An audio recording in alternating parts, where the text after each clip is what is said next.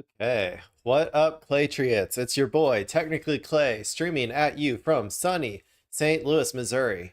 It's a beautiful day out today, and I hope you all are having a beautiful day as well. Um, since the last time you saw me, I thought that I was going to be able to just go to sleep after I was done streaming, but I completely forgot that it was Tuesday, and that means it was raid night. And so I raided with my guild. We defeated Voidspire on heroic. They got it last week. My guild got it last week, but I had missed the day that they got it, so this was my first time clearing it. So we got, ahead of the curve, I guess, on that one. But the new thing with WoW this patch is that they have like multiple raids, so I think we're doing a different one tonight. I don't know how much prog they made on that last week. If so, yeah, we'll see what happens. I might have to watch some videos to catch up on the other raid.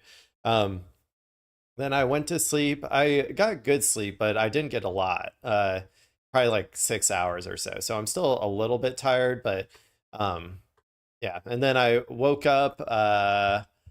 I went to work. I worked out. I did leg day. So I wasn't tired enough to, do my classic take a nap over lunch. So that's good. I needed to get that leg day in because then otherwise I wouldn't be able to hit it. I probably wouldn't have ended up hitting it twice in the week. So I'm hoping that I'll stick with it. My new upper lower split. I don't want to fail on my second week of doing it. Um, and then, yeah, other than that, I finished work. I cooked a nice chicken penne, and then I came here to be with you, the viewer. Hello. Um, yeah, so today we're going to be doing some more news, some more, all of the news. I have to commend everyone, everybody out there. You did a great job um, because guys, I told you all to pray to the markets. I told you all that the markets will protect us, okay? If you just believe and if you pray to the markets, they will protect us from Trump pressing the escalation button. And guess what happened? That's right. We got another Taco Tuesday, everybody. The ceasefire is officially extended. Your prayers to the markets, they have been heard. The market it thanks you for your prayers, and it vows to continue protecting us, the people, until it has to go to sleep on Friday. At which point, we're gonna really need a lot of market prayers this Friday because, yeah, I'm I have some thoughts, but anyway, let's go ahead and watch this video. Going over what I was just talking about Trump extending the Iranian ceasefire until discussions are concluded, whatever vague ass thing that means. This is from CBS News, so let's watch it. We have some breaking news in the war with Iran. President Trump just released a statement moments ago. Let's get right to CBS News White House reporter Olivia Rinaldi. Olivia, what's the very latest? Hey, Liz, good to see you. I told you there were a lot of developments today. In the last 10 minutes since we just spoke, there was one more very big development. President Trump on Truth Social just wrote, based on the fact that the government of Iran is seriously fractured, and upon the request of the Field Marshal of Pakistan and their Prime Minister, he says, quote, we have been asked to hold our attack on the country of Iran until such time as their leaders and representatives can come up with a unified proposal. I have therefore directed our military to continue the blockade and in all other respects remain ready and able. The president goes on to say, I will therefore extend the ceasefire until such a time as their proposal is submitted and discussions are concluded one way or the other. Signed from the president of the United States. Okay. First and foremost, they're really leaning on the fact that like they're really putting out, I guess, that like they're trying to project that Iran is in complete and total meltdown, complete disarray. And to be honest, there might be a little bit of that. I do think there are differences in opinion between the political leadership and the IRGC. And in the end, the IRGC is going to win because they have the guns. The IRGC is more hardline than the political leadership, who might be a little bit more conciliatory to Western demands. We kind of saw that when the FM came out and said that the strait was open, but there were some conflicting reports from the IRGC command structure saying they didn't agree to that and stuff. So, there is a little bit of that, but I would argue that they are much more coherent on what they want and like how like how they're going about it than our big beautiful president up here. Because like yesterday, Vance was supposed to go meet with them. He didn't. He ended up not going to meet with them. The strait is open, then it's closed, then it's open, then it's closed. Like Trump is like flip flopping left and right. I've heard that he's trying to do like the Nixon madman strategy, which okay. I think I don't know if that's going to work in an asymmetrical asymmetrical warfare like this. So like when they feel like their very existence is on the line, but go for it, madman Donald J. Trump. But yeah, so that's kind of like a little bit of I think they're just trying to do that to have an excuse, because the real reason is what I said at the beginning when I was joking about praying to the markets. I mean, not joking, being totally serious. But the real reason, I think, is that the markets, they don't want to disrupt the markets, and they'll probably wait until Friday, if I had to guess, of what's actually going on here. It's always whenever they set up a ceasefire thing to end on a weekday, I'm always very like, okay, why'd you pick a weekday? Like you should, usually it's like because it like lines up with a nice 2 weeks from now or something is like when they'll say it. So like, I think that's usually the reason, but I just know that they're probably not going to do it on a weekday because they're scared of the markets. So yeah, we'll see though. But I'm starting to think that this weekend we might be in for, a rude awakening. And discussions are concluded one way or the other, signed from the President of the United States. So there you have it. The ceasefire is extended indefinitely at this moment. We don't know until when, and we do not know in what form the negotiations will take place. As a reminder, when I just spoke with you, we saw from Iran's state media that they said they are not going to go to Islamabad, Pakistan for those negotiations set to take place on Wednesday, and the ceasefire was looking to expire. Do you think that's why he didn't have Vance go? Like he was like trying to figure out if the Iranians would go, and he thought it would look bad if he sent Vance and then they didn't show up or something.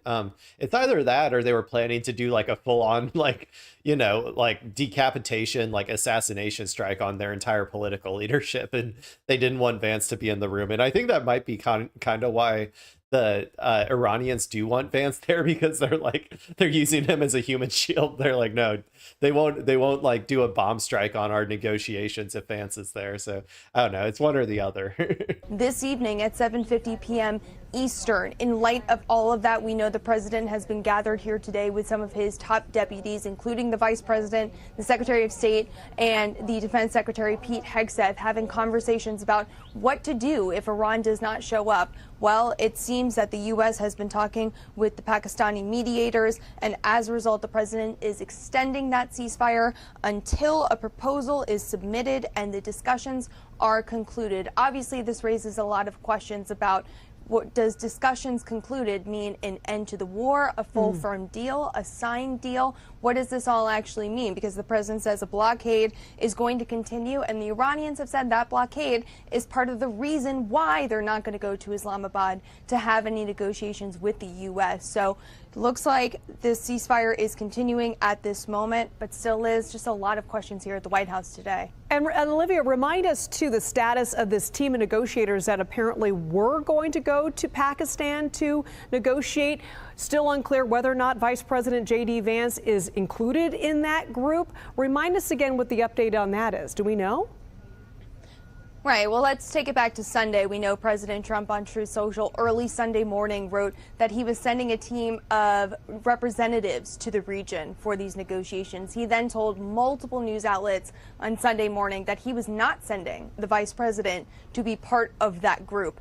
Then the White House confirmed that, in fact, the vice president would lead that delegation, and that delegation would also include Special Envoy Steve Witkoff and the president's son-in-law, Jared Kushner. But then the question became, when are they going? The president said that they would arrive there late Monday evening. Monday evening came and went. They did not leave Washington. Yeah, it seems like like I said, our leadership seems to really be in disarray. I feel like everything with Trump is projection, man. So when he says stuff like that, like you should always kind of interpret it as he's just projecting outward, like what is actually going on, like in his administration.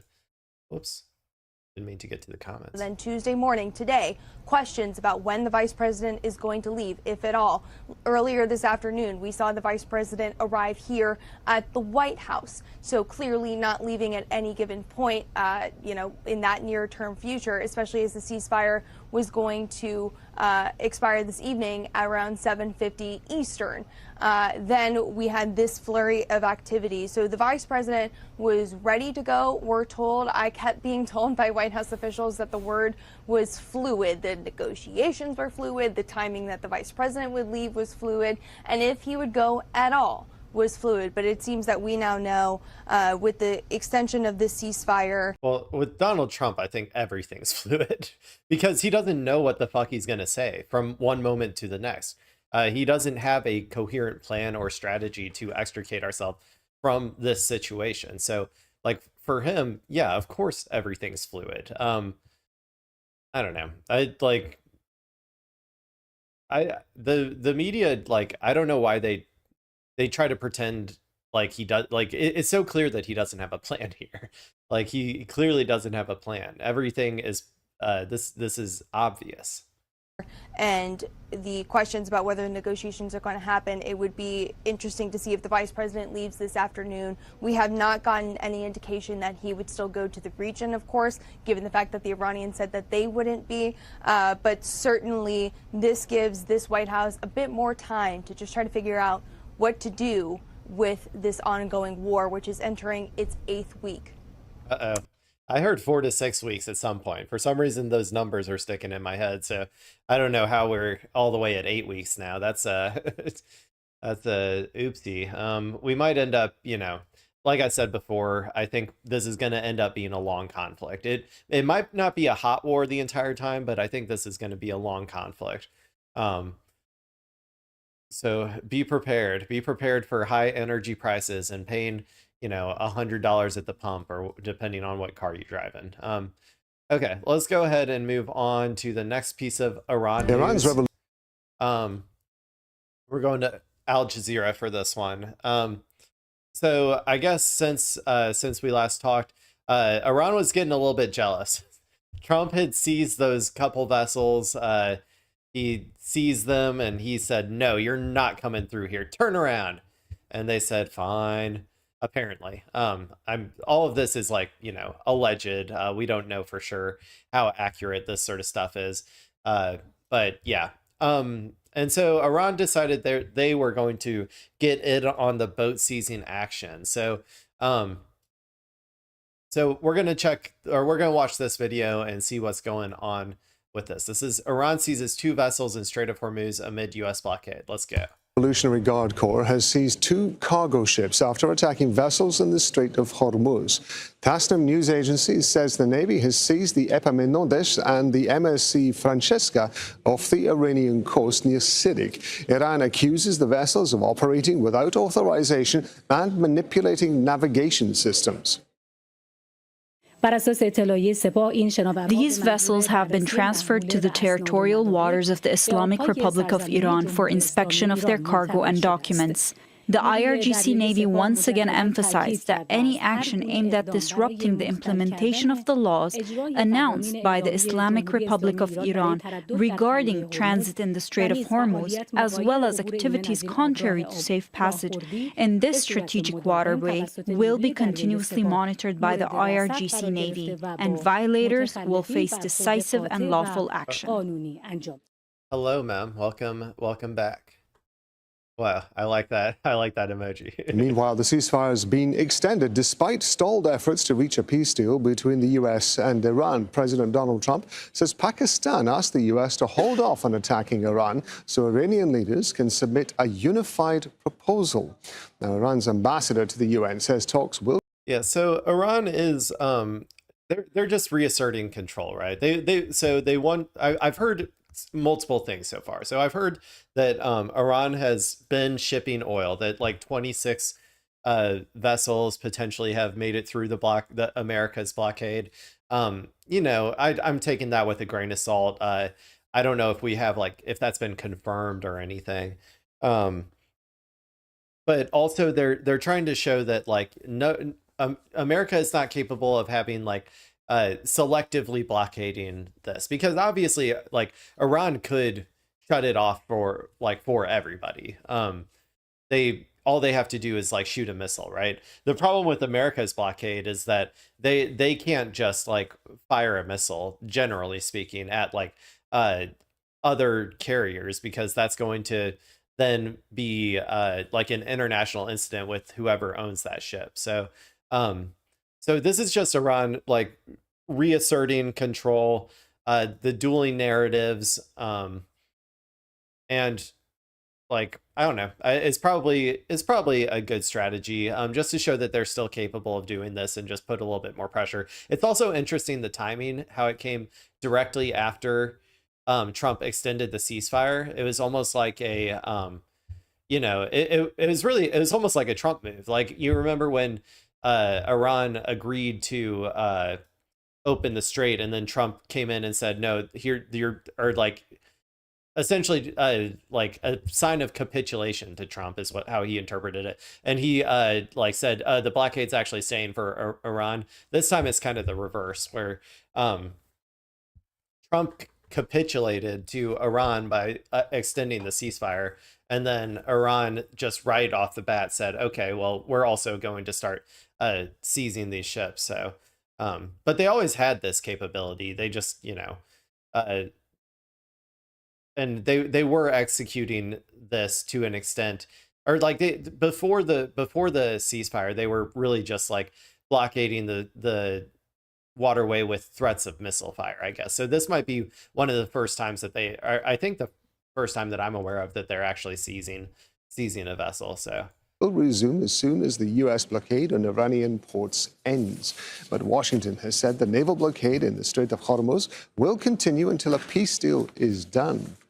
Now, we've got correspondents at the White House, in Islamabad, in Dubai, and in Tehran. We're going to start with Ali Hashim in the Iranian capital. So, Ali, the ceasefire is extended, but Iran seizes 2 ships. What are the messages coming from Iran?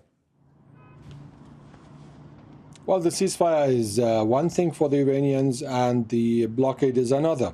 And they've vowed yesterday that they are going to continue and resume the work on defending the strait, the closure of the strait, as they're doing from their own side, and the other side trying to confront the blockade. And given the fact that today's incident took place, it's clear that this. And then, yeah, so, and also, like, I guess I would say that Iran has a reasonable, like, you can reason that this is, like, necessary from Iran's perspective, like, from a, like, international law perspective, even though international laws are fake and they don't matter anymore because of Gaza. But still, like, if you want to argue this from an international law perspective, they are essentially at war with, the United States and all of the United States allies that are surrounding them. So they do have to be very careful about what vessels are being allowed to do what throughout this waterway that goes right up next to their territory.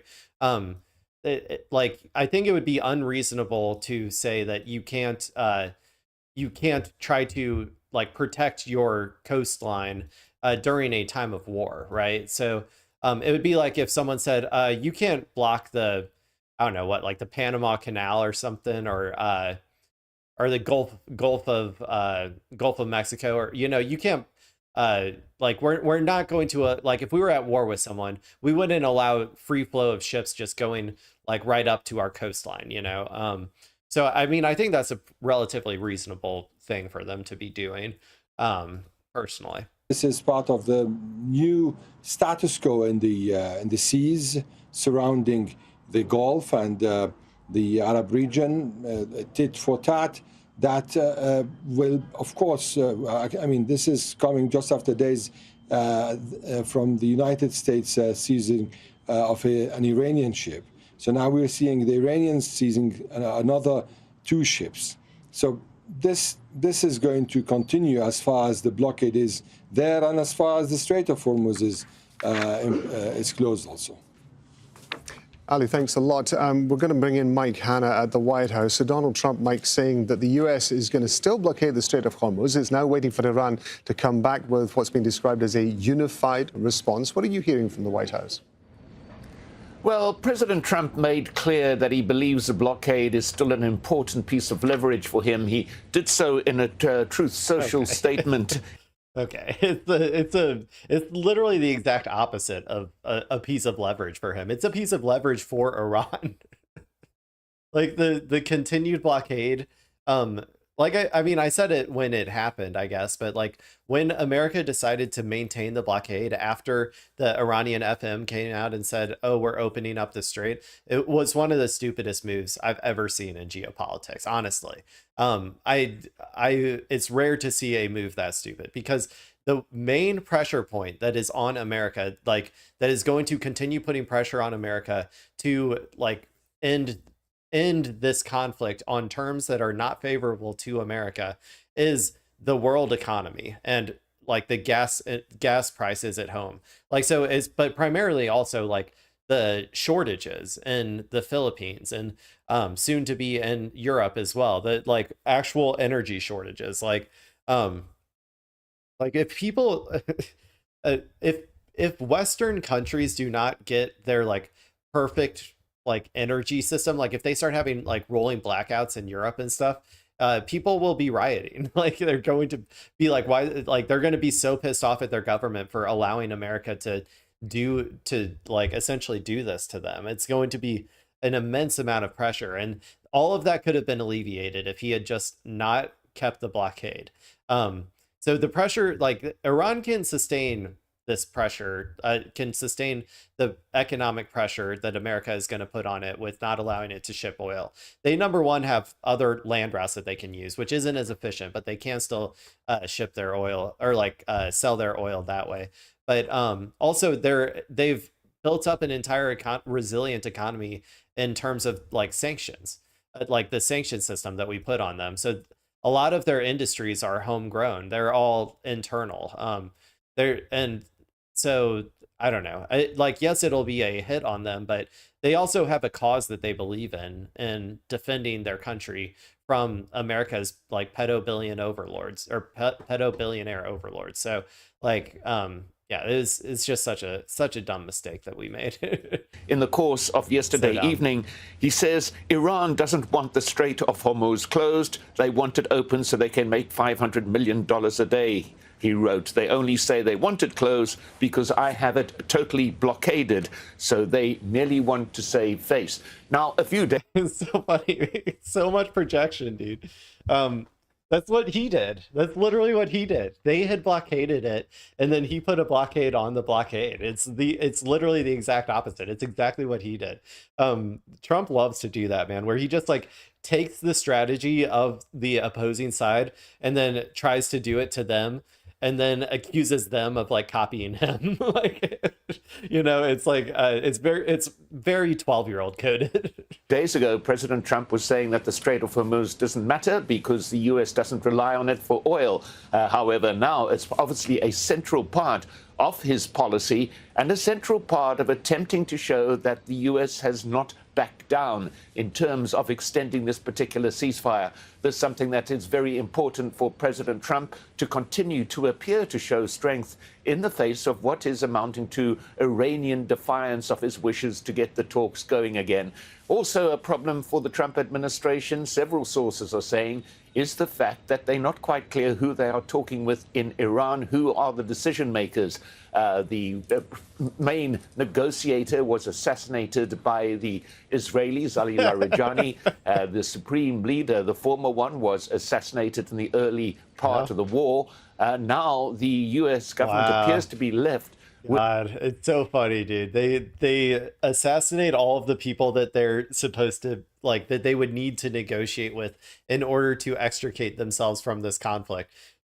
And then they're like, where is everybody? Why, where is everybody? Who am I supposed to be talking to? It's like, Oh my God. They also they assassinated all of the like most conciliatory people to the West, like the Ayatollah, the former Ayatollah Khomeini, was like always wanted to just get a deal with America. Like that was all he wanted. He wanted to negotiate with America. Even going against like what a lot of the IRGC people said, it was that America didn't understand anything but force. But Khomeini thought that he could get a deal, and then they killed him. And then now look at where they are.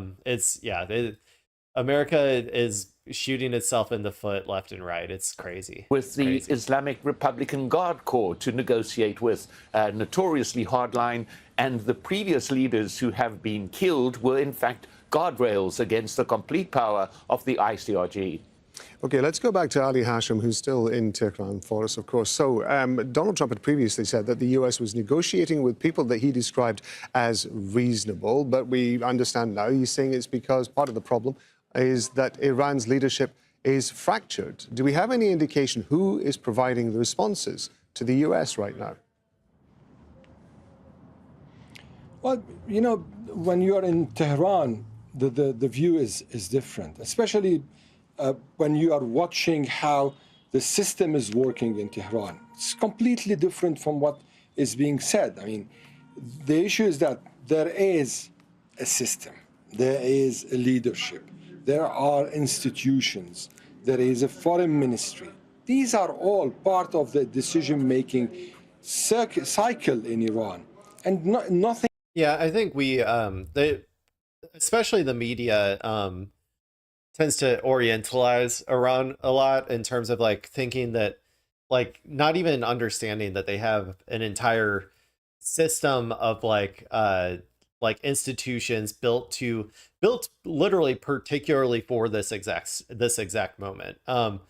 And so like, I mean, if you want to like sometimes it helps for Americans to like see this from like what would they think if it happened to us, right? So like if someone came in and killed our entire let's say Donald Trump, Pete Kegsbreath, and Marco Rubio all in like one strike or something, right? Let's say that happened. Does that mean that our entire system collapses immediately? Like, right? That seems a little silly, right? We have all these institutions, we have all of these, all of these plans for who the succession to the presidency, all of these command structures that can operate relatively on their own if they had to. Our entire military structure, like if for some reason all the every leader, every potential president was like knocked out of line through a single strike or something, the military would probably be fine because that as an institution, is able to be relatively self-sufficient. Like, so take all of those thoughts that you have about what would happen if it happened to us, and think of Iran as like a real country, and like they are going to have all of those same sorts of like, decision-making bodies and institutions as well. So it's important, especially if you're at war with someone, to not like underestimate them and not like orientalize them as like some like primitive people, backwards people that is not able to like come up with like systems of like institutions that are able to sustain like economic and military hardship, especially when it's a country like Iran that has been preparing for this exact moment for like 40 years. That's a very dumb, that's a very dumb thing to do. Sun Tzu would not be proud of you if you did that. Nothing has changed when it comes to how things work in this. There's a workflow. Now, the killing of the Supreme Leader, the killing of the Supreme National Security Council Secretary, other people who are in charge, wasn't left without being replaced. So there's no vacuum. And when there's no vacuum, the workflow continues as it used to be. However, there's something, yes, different now in Iran, is that the team surrounding the Supreme Leader is very harmonized. Actually, it's his own team for the past 15 years. And now, after they've worked in the shadows for all that time, now they are in charge. So we see Mohammad Baqir Dhul Qadr being the Supreme National Security Council. the commanders in the IRGC, for example, Ahmed Wahidi or. So I'm going to be honest, I don't really know if the new Supreme Leader Khomeini is alive. At first I thought that he was, because it seems silly to me that that they would lie about, like, that. But we haven't seen him, to be honest. It's possible that the IRGC potentially are using, like, that idea of him as the leader, as a transitional, like, figure to whoever they like, to buy time, essentially, potentially. So I'm going to be honest, I don't know if he's still alive. But regardless of that, whether he is or isn't, I would agree with this guy's assessment that the people at the top are probably more in tune and on the same page than ever before. You got rid of all of the conciliatory, like, peaceful, like, people who wanted to negotiate with the West, or thought that, it didn't have to come to this or whatever. We got rid of all of them. So I guarantee you that they are all now much more on the same page. And you can kind of see how, like, how quickly they're, like, how I feel like perfectly aligned all of the strategies of these, like, institutions are, except for maybe the negotiation team, which I don't know if they are. There has been a little bit of a disconnect that I've seen between those two. But in terms of, like, the military and, like, all of the decision makers inside of Iran, I would say that they are definitely seem to be much more on the same page now.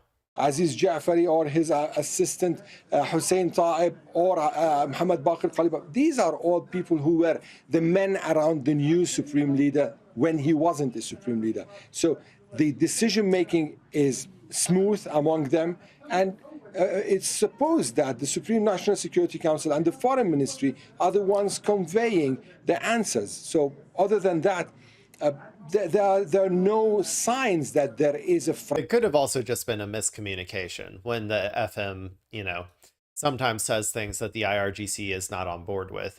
It could just be miscommunication as well. So maybe there's that. But I think that there's a little bit of a disconnect between the political negotiating team versus the IRGC. Fractured leadership here in Tehran. Ali Hashim, live for us there in Tehran. Thanks, Ali. We're going to go back to Mike Hanna at the White House.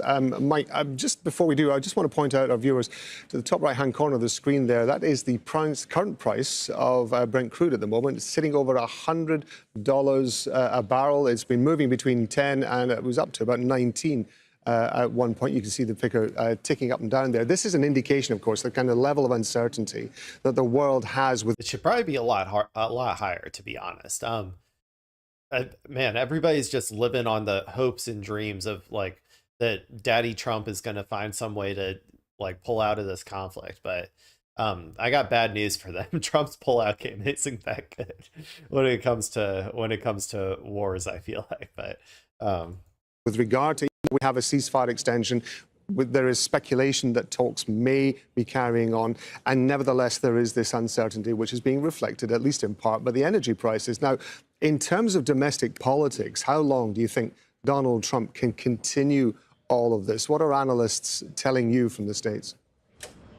Well, the oil price is certainly felt by Americans at the gas stations, but it goes far further than that. Diesel plays an important part in the transportation of everyday goods, and the price of those goods are rising incrementally as this war continues. It's a deeply unpopular war within the United States, and the polls indicate that President Trump's own personal standing is the lowest it has. Well, and not only, like, that's the local perspective from Americans who don't like it because, like, burger price go up or whatever, but then there's also, like, the international aspect, which I think is more important, honestly, than the American domestic political concern, because, like, there are, capitalists and billionaires all across the world who are going to potentially see their profits take a hit from this, potentially. That, like, so, like, they're going to be making boss calls to to Donald Trump and the American empire, which is supposed to be, the spear that like strikes at the heart, like the spear, or I guess the shield and spear of protecting capital. I guess shield would make more sense, of protecting capital. Like that's what the American army and military bases are supposed to do, is like in terms of the international world order. So if that's not happening, then yeah, he's going to be getting boss calls from all of the Epstein affiliates that he has lost touch with, So I don't know. Like I think that's probably more important than the gas prices at home potentially, but the domestic political pressure is like is sincere. I don't know if it'll affect his popularity too much more, or like, amongst his base at least. But it will definitely impact like things like the midterms and stuff. So, yeah. Has ever been, and probably the lowest of any president. One poll puts him at 30% favorable rate. So it is having a dramatic political impact on the United States and on the Trump administration. But further than that, there are, of course, midterm elections in November. President Trump has been looking forward to that. He has been on his campaign trail already, even during this conflict. And this could have a massive and dramatic effect at those November voting, to the detriment of President Trump and his Republican Party. So he wants out of here very clearly. He has extended the ceasefire because he does not want to go back to war again, because that would lead to a renewing of the war and an extension of it. So he is looking for an off-ramp. All indicators, all analysts believe that this is the case, and he wants one. But how is he going to? All analysts except for Fox News. But I don't know if I would call them analysts. Get it? Well, that is the question, because none of those around him. I'd call them propagandists. That's what I would call them. But how is he going to get it? Well, that is the question, because none of those around him. He spent the day sitting with his National Security Council yesterday. None of those around him appear to be certain as to what course he should take. They are leaving it up to him. They did not know going into that. They're like, don't let my name, please don't let my name be associated with whatever decision he makes here. Yeah, his problem is what I've been saying, is that there is no way out of this that would not be a severe blow to America's military projection powers, right? Like Iran has proven what they are able to do on the battlefield. They've proven that, like, first and foremost, that they were able to sustain, like, not collapse. Like, that's number one, from being bombed as much as America possibly could. But they also were able to continuously fire on all of the countries in the Middle East throughout the entire conflict, matching escalation for escalation. They showed that they can militarily control who goes in or out of the strait. America's not going to be able to blockade them forever. So, like, that's too much. It costs too much. So they've shown that they can do that militarily. They've taken out dozens of bases in the region. They've hit Israel really hard. Like, they still have at least, like, I mean, they still have thousands of missiles, and I'd say hundreds of thousands of drones, like, ready to use. And so, yeah, they've just that. So then America, like, those are the realities. Those are the material realities of how the conflict went. And then America is trying to find some way to get out of this conflict without admitting that those are the material realities on the ground. And that is just not really possible. Iran's not going to let it happen. Iran's not going to let America get out of this, I think, without showing, like, without knowing that if America does this to them again, that they will face the exact same consequences and the exact same outcomes if they do. So, yeah, I just think there is nothing that Trump can do here. And that's why he's flailing, like, I don't know, like a bird or something, like a bird with its head cut off. Yeah. So anyway, we're talking about the missiles and drones of Iran. And I've always said that like America couldn't produce its way out of a paper bag, man. It can't produce shit. Okay, America is so bad at producing even the material needs for their American imperial machine. The trillions of dollars that we spend on our military, uh, we are still unable to produce things even as fast as like Iran does, and Iran has been sanctioned to shit, let alone like China or something, right? So this video is going to kind of go into that sort of material reality. We're going to look into this shortage that America has for its missile interceptors. I was pretty sure that we used up a lot of them whenever this thing went on for 4 weeks, because I remembered from the 12-day war we used like 20% or something crazy. And so like I was like, okay, if this has been going on for 4 weeks, like yeah, we've used up a lot of them. So we're gonna figure out in this video exactly how many missile interceptors we use to defend the one true ally, Israel. How many missile interceptors we are no longer going to have to protect us if anybody, I don't know, if Canada or Mexico for some reason decide they wanted to invade. We'll see. But as we all know, those missile interceptors, we must protect Israel. They matter so much more than we do. Okay, people, why save those missiles to protect us when instead you could protect Israel? That's what I always say. So let's see what CNN has to say. CNN has learned that the U.S. military has significantly depleted its stockpile of key missiles during the war with Iran. And according to experts, this reduction is so severe it has created a near-term risk of the U.S. running out of ammunition should a future conflict arise in the next few years. CNN's Natasha Bertrand is with us now with her. How about a conflict in the next like few days? I'm concerned that we're about to get into another hot war. Pretty soon here with Iran in particular. But and didn't Trump say he wanted to go after Cuba next? Okay. Probably should have done that before Iran, if I had to guess. Just saying. Just like not that I want this to happen to any country, but like if you were going to be making these decisions, you probably should have done Cuba first. That would probably have been a better strat. Her reporting on this. It's some new reporting here. Natasha, walk us through what you've learned. Yeah, Brianna, so according to this new study by the Center for Strategic and International Studies, which was, their findings were confirmed by 3 sources familiar with recent Pentagon assessments of U.S. stockpiles, the U.S. is running dangerously low on some of these key munitions that would be required to confront a near-peer adversary in the short term, like China, for example. So while the U.S. does still have sufficient munitions to continue bombing Iran, for example, if this shaky ceasefire were to fall apart, if they were to need to confront an adversary like China. Well, they're saying this as if like that wouldn't like it wouldn't have been a complete disaster anyway.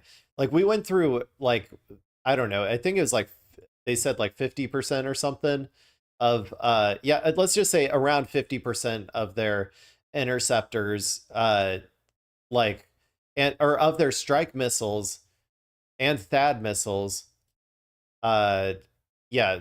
which are designed to intercept ballistic missiles. Okay. And nearly 50% of its air defense interceptor missiles. So they got through all of that in about 4 weeks of conflict with Iran. If America actually tried to protect Taiwan, and like, first of all, we're not going to try to protect Taiwan as much as we try to protect Israel, right? Like Israel is, the like, I don't know, the only country that matters, the only ally that matters to America. So if push comes to shove, we're going to protect Israel over or Taiwan. Sorry, did I say Thailand? I might have said, sorry, I meant Taiwan. So if China decided to attack Taiwan, we would go through that like again in like 4 weeks, like the rest of them in like another 4 weeks, and then they would all be gone and we wouldn't be able to produce anymore because America can't produce shit. We produce like 10 missiles a year or something absurd. Like, and we're, going through like thousands in a year. Like it's game over. China just can outproduce us on anything. It's like, I don't know.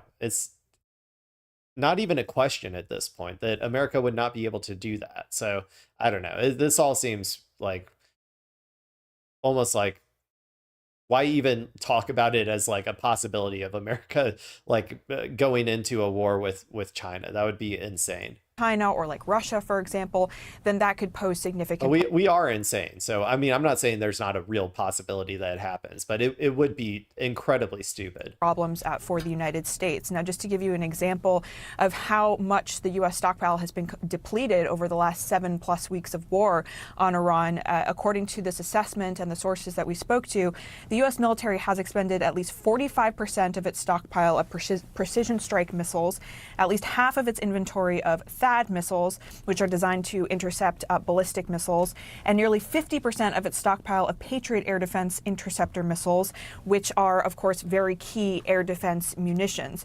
Now, the U.S. military has also expended approximately 30% of its Tomahawk missiles stockpile, which are those long-range munitions that are really key to attacking targets further away. Basically all of our missiles, like that's crazy. That's like 40% of like all of our missiles are just gone. And those some of those ones are offensive weapons too, I think. Like the precision strike missiles, I think, are offensive. And so it's like, if we even did this for another 4 weeks, or a hot war for another, or like I don't remember, was it 5 weeks, 6 weeks, however much it was, for another like 6 weeks, we would not even be able to continue striking them. Like, we would have to just be like, okay, we'll strike you again in a year after we produce 10 more missiles. We'll strike you 10 more times in a year. How about that? And then every year, we'll still be in perpetual war forever, but every year we'll just strike them with the 10 missiles that we produce. More than 20% of its stockpile of long-range joint air-to-surface standoff missiles, and approximately 20% of its SM-3 and SM-6 missiles. Now, this is important because these munitions take a while to be replaced. And according to our sources and this analysis, it would take anywhere between 1 to 6 years to replace a lot of these munitions. With everything with the Pentagon, when it comes to timing, triple it. It's going to take at least 18, 20 years to replace those. Yeah, like no doubt in my mind. Every estimate of time that the Pentagon gives you for how long it's going to take to do something, triple it. And honestly, that's like on the low end. Like, it could be like 5-10 times longer. Like, it is the most inefficient system that has ever existed. Our capitalist system is just so ungodly inefficient when it comes to producing even the weapons of war that it needs to like maintain itself. It's absurd. It's absurd how inefficient it is. Munitions. And so this is a really big problem that we should note that the chairman of the Joint Chiefs, General Dan Kane, he actually warned about as the administration was preparing to potentially go to war with Iran. He was raising concerns, we're told, about this issue of depleted stockpiles around the world, particularly ones that could be very useful to U.S. allies like Israel and Ukraine. So the Pentagon is preparing to ask for a supplemental from Congress for additional funding to try to replace these munitions, but it could still take quite some time before those are actually back in U.S. stockpiles, Brianna. Yeah, I'd say at least 18 years. It'll take at least 18 years. And whatever they ask for, if they say it's going to take 100 billion to replenish them, 10 times. The cost is always 10 times more. So it would probably be more like $1 trillion to replace them, because you have to understand, there's people that need to be making money. Like, we got a bunch of pedo billionaires in our country, and they are not happy unless they are skimming off tens of millions of dollars off of every contract that is given to them. So yeah, like, how else are you going to funnel all of my tax dollars straight into the pedo billionaire elites, right? Like, into their pockets. This is one of the most, like, they're inefficient at actually producing anything, but they are very efficient of taking all of our tax dollars and funneling them up into the billionaire, like, contractor owners, into their pockets, man. They really are good at, because they just skim so much of that off the top. All right. Thank you, Natasha, for the reporting. Boris? Joining us now to discuss this and more regarding the war with Iran is retired Army Major Harrison Mann. He's a former Defense Intelligence Agency official, also the Associate Campaigns Director for Win Without War. Major, thanks so much for being with us. When you hear that report, how much do these shortages concern you? They concern me, and for more reasons just than running out of ammo fighting Iran.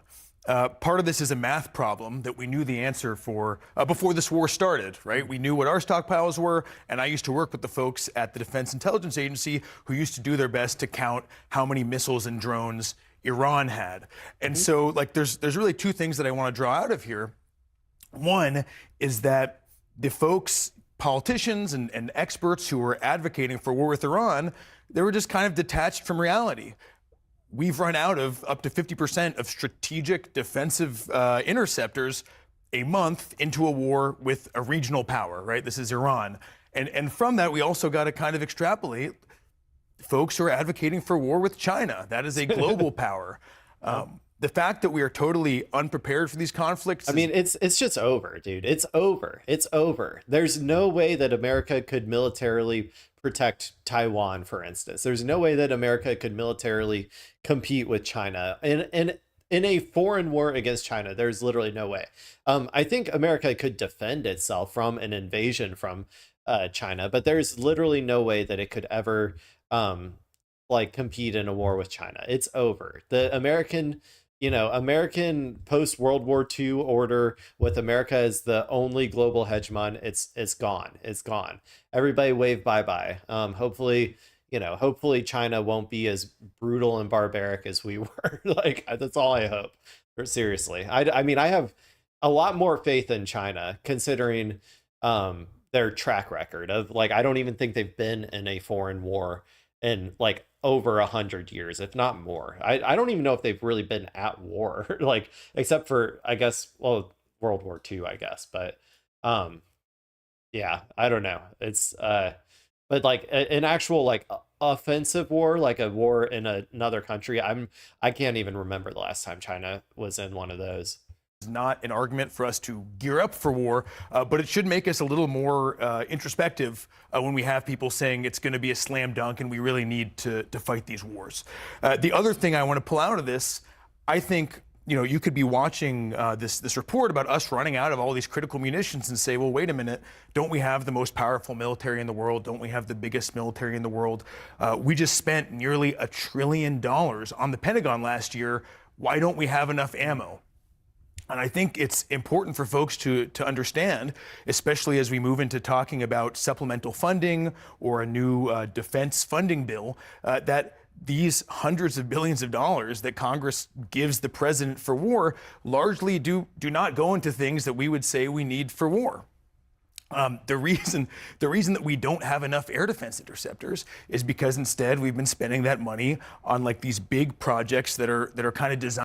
Okay, I did look it up, and I guess there was the Sino-Vietnamese War, which I was not aware of, to be honest.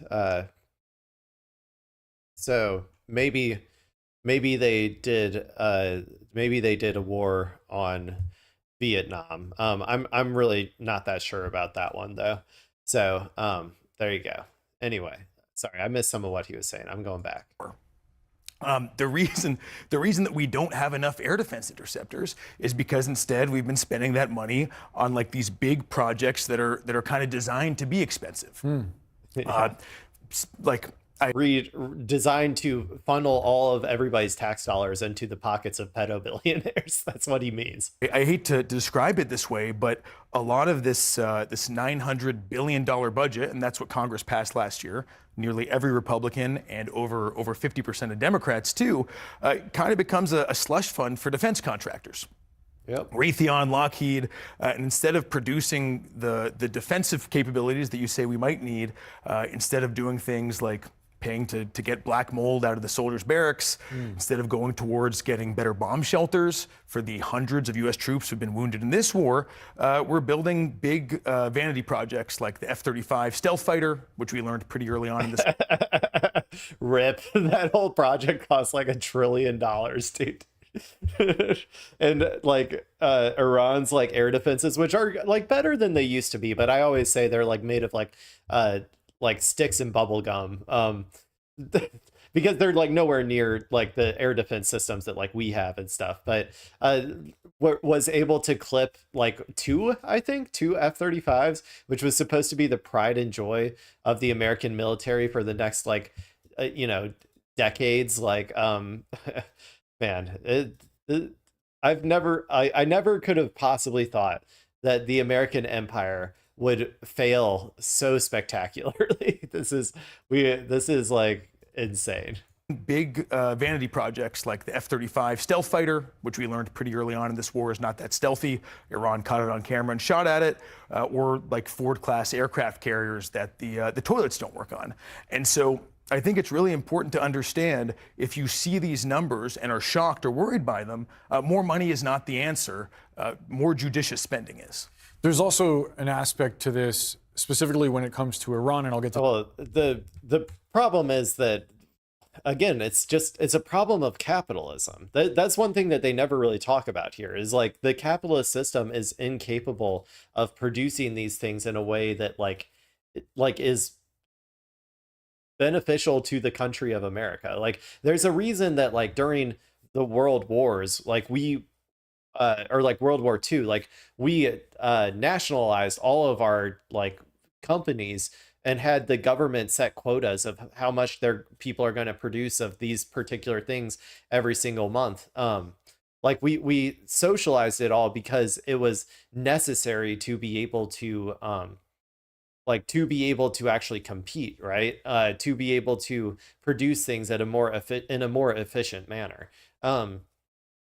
The reason that we don't do that is because it's incredibly beneficial to our capitalist pedo billionaire overlords. Like, that's why we keep it as a capitalist system. If we want to actually compete with China, then we have to go to the China model of state capitalism, at the very least, for if we're talking like compete with them industrially. Like, we would have to go to that model for those industries.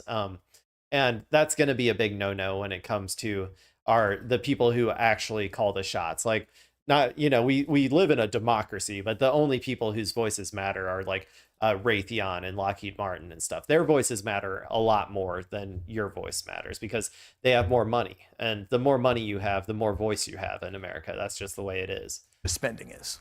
There's also an aspect to this, specifically when it comes to Iran. I'll get to China in a moment, but financially, it's asymmetrical, right? I've heard some experts describing the U.S. weaponry as a Ferrari out in the skies over Tehran, and the Iranians essentially shooting like a razor scooter at a Ferrari. It's way less expensive for them to take out the U.S. and Israel's equipment than the inverse. How does the U.S. make that more efficient? Does it need to adjust toward a more Ukrainian-like model? So this is another reflection of our misguided priorities, I would say. Drone proliferation in the Middle East has been a threat for at least a decade. We saw them popping up in the Syrian civil war, and Iran has been a leader in this field. As you mentioned, Ukrainians, out of necessity, figured out much, much cheaper ways to deal with this threat. Why haven't we invested in them? Again, these are because of decisions that Congress and successive military leadership made. And it's really unfortunate, because how did the first U.S. troops die in this conflict? It was a drone strike. Yeah. I did want to get your thoughts on China, because this morning President Trump said the U.S. intercepted a ship that had, quote, a gift from China. This is notable because as the president is saying that he was sort of surprised by this, we talked about last week the letters exchanged between he and President Xi of China, in which Xi effectively promised Trump that that China would not be supplying ammunition to Tehran. Do you think a shipment of arms from China could have gotten sent to Iran without Xi knowing, without Beijing being aware of what was being transported to Iran? I don't think that that would be possible, but we also have to note that the accusation here is a dual-use system. I see. So that could be electronics. It doesn't necessarily mean they sent them. I mean, I don't know if China would have I don't know if China would be that willing to go against America and send actual arms to Iran, because that would be much more directly involved. But I do know that like Iran has a lot of production capabilities in-house. Like, they have entire missile production facilities built inside of mountains. Really, I think what they would prefer, or like what China would prefer to do, is just send the parts, like send them the parts that they need to be able to produce the missiles and drones themselves. Because that's, you know, they do produce all of it, or as far as I know, they produce all of their missiles and drones in-house. So they don't necessarily need, like, they would need not only missiles being sent to them, but also like missile launchers and stuff, I would guess, if they were going to get just stuff shipped to them directly from China. But maybe I'm wrong on that, though. Maybe they already have some Chinese missiles, or like they have like the capabilities of shooting those. I don't really know for sure. But yeah. Missiles. A lot of Iran's missiles and drones do depend on electronics, circuit board stuff that they can't manufacture domestically. So this could have been something routine, or it could have been China testing the waters and trying to keep the Iranian war effort going. It's hard to be sure right now. Yeah. Well, there you go, people. That was a pretty good one. We got to learn a lot about our, trillion-dollar military industrial complex that can barely produce 10 missiles a year. Like, way to go, us. Capitalism is definitely the most efficient system, guys. If we just keep saying it, it'll be true. Okay, let's go ahead and let's move on to a new video. We're at about the hour mark. Okay. So we're gonna watch a video by KMOV St. Louis. Look, I live in here. There's the arch. I've seen that. I see that all the time. But yeah, so we're gonna talk about tariff refunds.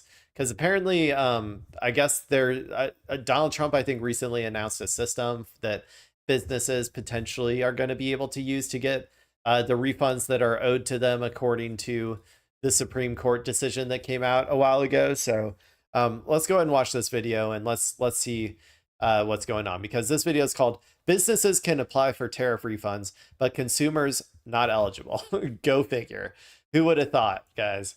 Who would have thought that we wouldn't be allowed to get the refunds to the tariffs that we directly had to pay as consumers? I don't know if anybody else has a story like this, but I know that my wife ordered something online and then got a separate bill from FedEx or something for like $50 or something. It was crazy. I want that money back. It's why only the businesses? But okay, let's go and watch this. A big boost for businesses. Tonight, $166 billion is available in tariff refunds after the Supreme Court ruled that President Trump's taxes were illegal. It comes to after more than 700 businesses filed for bankruptcy in 2025. That's the highest in 15 years. But consumers who ultimately paid higher prices over the last year are not getting any of that money. And now some are suing to get their fair share. Fashion is a passion for Tiana and Andre Tunstall, owners of Luxe Department Store, a boutique in St. Louis. Most of their bright, unique styles are imported. I mean, everything is made overseas. Very few things come from the U.S. Like many businesses, they say higher tariffs and higher costs have made the last year a tough one. The tariffs just kind of added a layer to that, because the manufacturers that we purchased from went up on their prices. It's been a rough little edge. It's been a little struggle. But I feel like, our customers are loyal customers. In February, the U.S. Supreme Court ruled that President Trump had illegally issued tariffs under the International Emergency Economic Powers Act. Customs and Border Protection has opened a portal called the Consolidated Administration and Processing of Entries, or CAPE, where businesses can apply for refunds on tariffs finalized in the last 80 days. City Equity... Sorry, I want to read some of that. Once the refund file is uploaded, the file uploads, blah, blah, blah. The following validations apply to the upload file. Okay, I was wondering if they had any information on like what all you had to have, because I'm like, maybe if this streaming thing kicks off, maybe I can register as a business and apply for this. I don't know. Who knows? Maybe. Apply for refunds on tariffs finalized in the last 80 days. City equity researchers say large companies will have large claims. Walmart, $10 billion. Target, $2 billion. Hey, see, that's what I'm saying. All I'm asking for is like a measly like $2,000. Okay, people, that's all I want. It's like $2,000. I think that's fair. I think that me and my wife collectively have spent $2,000 extra on stuff through tariffs / generally high prices that like existed because of tariffs that were passed on to us through tariffs during that time period. Okay. So, you know, I think a measly $2,000 wouldn't be too bad. And also it would cover like one, well, not even one, like 2/3 of one of my cat's multiple surgeries that she has to get because she has breast cancer. So, you know what? I think that it would be fair. Okay, people, give me my tariff refund, please. Please, Mr. President, I want my tariff refund. $1 billion. But refunds will take 60 to 90 days, and the Tunstals are concerned it could be tricky for small businesses to benefit. We buy from places, wholesale manufacturers in the United States. So they've already incurred the cost, and then they pass the cost on to us. And consumers who ultimately paid these taxes through higher prices at businesses for goods are not eligible to apply for these refunds. Oh, man. No. You know that intern, whoever got to add that sound effect and put put this like little no sign on this, animated that, you know they had a good time that day. Here, let's watch that again. Higher prices at businesses for goods are not eligible to apply for these refunds. Yeah, A Chicago Go figure that businesses and people with a lot of money actually get some sort of restitution for the illegal actions of our president and the actual people who that all of that cost got passed on to, or at least most of that cost got passed on to, don't get shit. Like they're essentially making out like bandits. These people, the corporations, they literally passed on the majority of the price to the consumer. So they weren't really paying anything extra, or like if it was marginal compared to what the consumers ended up paying on top of things. So they didn't necessarily pay that much of the tariff, and now they get to claim all of this money back as well. Yeah, I mean, I don't know. Maybe the amount that they're able to claim back has to do with their adjusted for the amount that they sent to consumers, but I'm gonna guess not. Honestly, I'm gonna guess that they're gonna get the full tariff amount back, each of these businesses, and it's all total bullshit. man, Matthew Stockoff, has filed this class action lawsuit against Costco for customers to receive tariff refunds. Other consumers have filed similar suits against FedEx and UPS. Costco has said it did not raise prices due to tariffs, but would apply any refund toward lowering prices. FedEx, UPS, and DHL Express say they will refund customers who originally paid tariffs. But most other companies have not. FedEx did. Okay. Well, maybe we can get a little refund. Maybe like that $50 I was talking about. Maybe we can actually get that back if we apply for it through FedEx. I don't know. You know that they make these things near impossible to actually do, though. Like there's going to be tons of like you have to go to this place and then this website, and then you have to mail in the receipt from you have to print out the receipt from the FedEx site and then mail it in physically to the FedEx, your nearest, or like drive it to your nearest FedEx location. I don't know. You know, they just put a ton of hoops to go through if you want to actually do this. Announced refunds for customers, and many economists don't expect most businesses to lower prices back down either, though the Tunstals say they plan to. Of course, when those prices start to come down for us, they'll come down for our customers.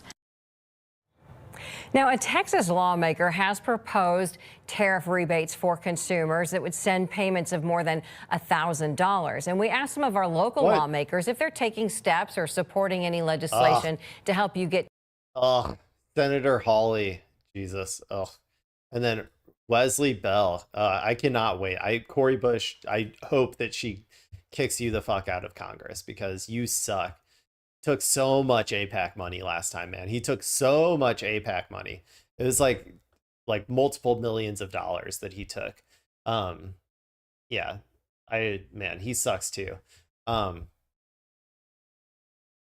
see what they here. I want to hear what she says they have to say. Some of our local lawmakers if they're taking steps or supporting any legislation to help you get tariff refunds. Missouri Senator Josh Hawley's office said he introduced a bill last year to send Americans tax rebate checks from Biden-era policies. It has not passed. Congressman Wesley Bell tells us it's time for the American people to get their money back. He didn't mention a specific bill, and we haven't heard back yet from Senator Schmidt.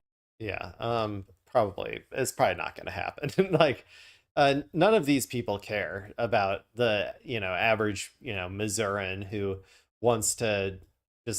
needs to pay for their cat's breast cancer treatment, like they don't give a shit. So it's probably not going to happen. I'm probably getting my hopes up, but I'll check into that FedEx thing though. Maybe we can get some sort of like small amount back. Okay, let's go ahead and move on to another story. This is a weird one. This is a really weird one. I have no idea what is going on with this one. So, I saw some news today about, or maybe it was yesterday, I guess. This says 1 day ago. Of there were some CIA workers or CIA employees who mysteriously died in a car crash inside of Mexico. Allegedly doing like narco things, like trying to maybe infiltrate the gangs or something to I don't know, I guess try to dismantle them or something, or gather intel, who knows. So like it probably was something along those lines if I had to guess, but let's go and watch this video and see if we can get any more info about it. Developing right now, leaders in Mexico are demanding answers after 2 CIA employees were killed in a car crash following a drug lab raid. Now, it happened in the Mexican state of Chihuahua, which shares a border with Texas and New Mexico. Mexico's president says she was not aware of the drug raid and that collaborations between the local government and U.S. without federal permission violate Mexican law. I want to bring in CBS News intelligence. They weren't even aware of it. Mexico wasn't aware of it. That's not good, dude.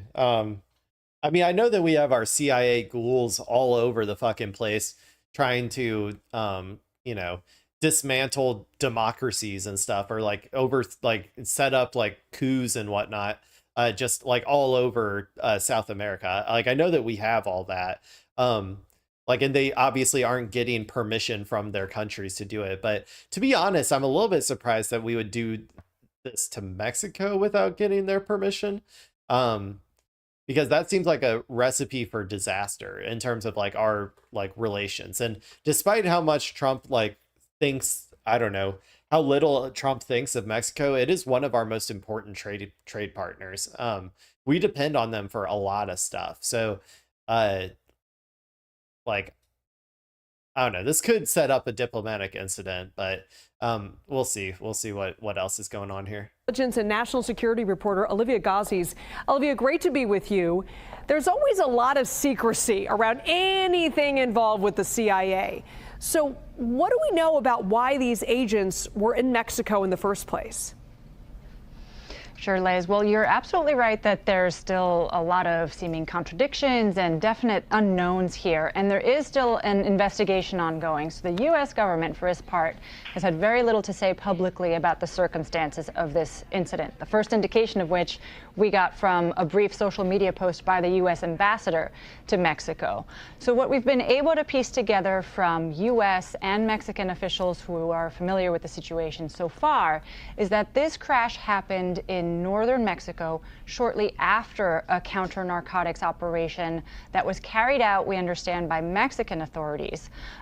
2 U.S. officials who we have now confirmed to be employees of the CIA met with Mexican officials tied to that operation after it concluded. And while returning from that meeting, their vehicle went off the road and... Okay. Wait 1 second.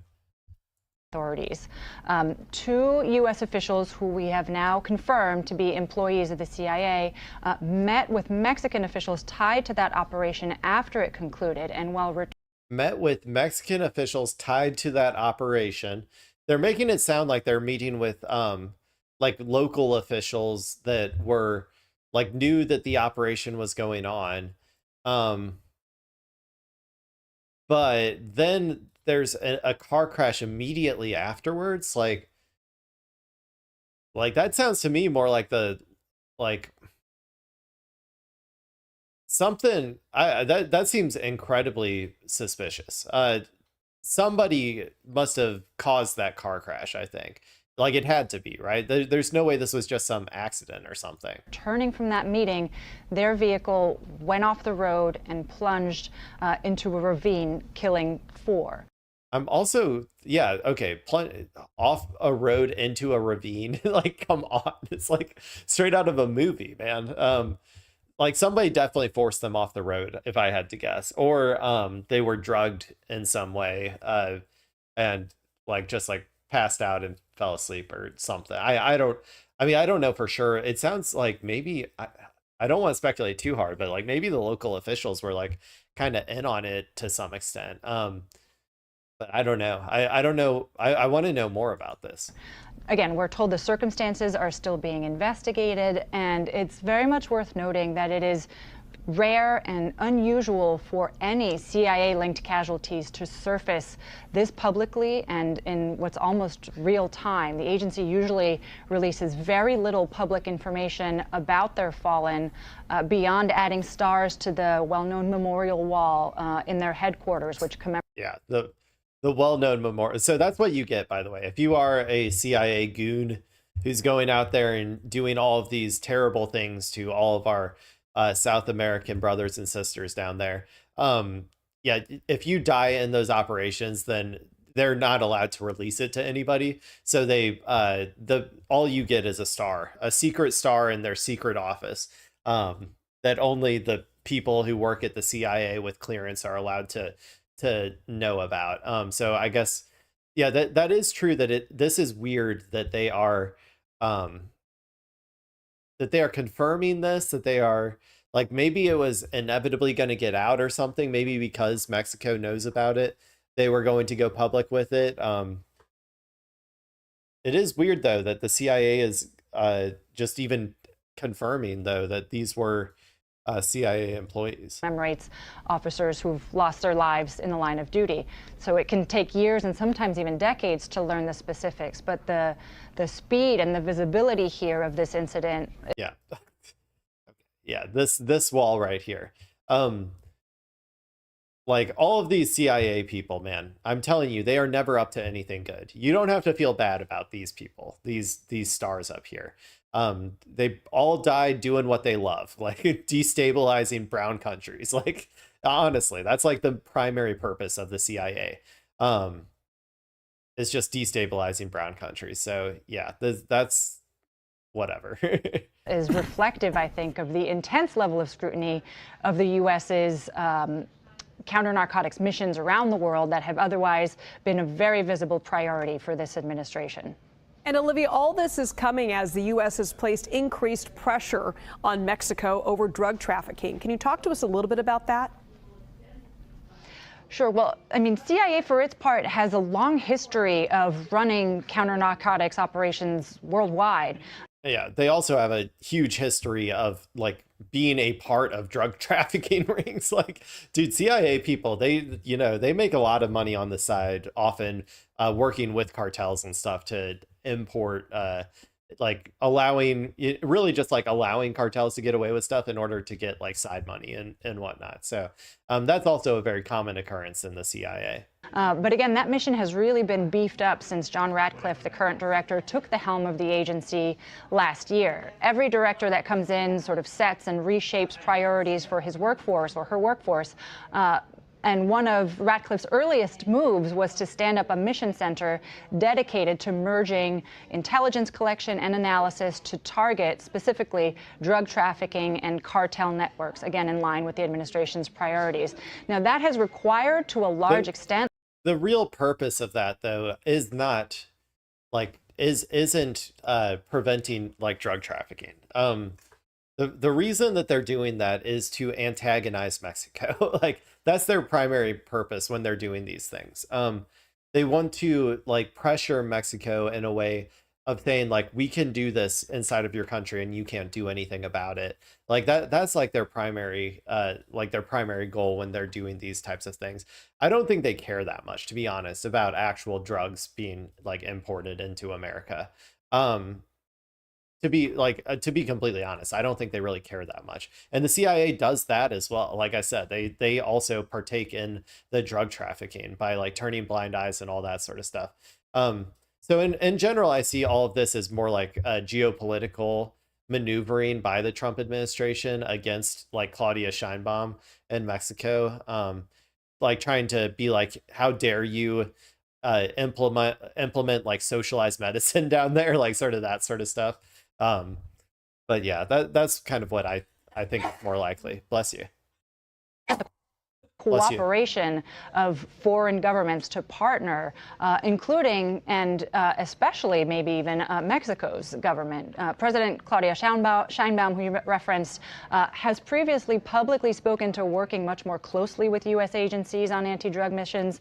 It's, of course, possible that she and other senior leadership in Mexico were. My understanding is that she's already doing a really good job on her own of like clamping down on the cartels.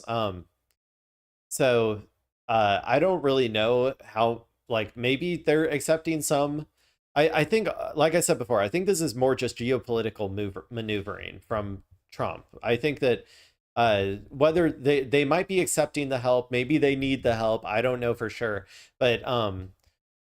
But in general, I think a lot of these, like when America does a lot of these operations, especially on a country as like nearby as Mexico, it's more like, I think it's more about trying to influence, like especially without their knowing. It's more to just show them that we can do this. It's the same way that like Israel does like infiltrates the IRGC and like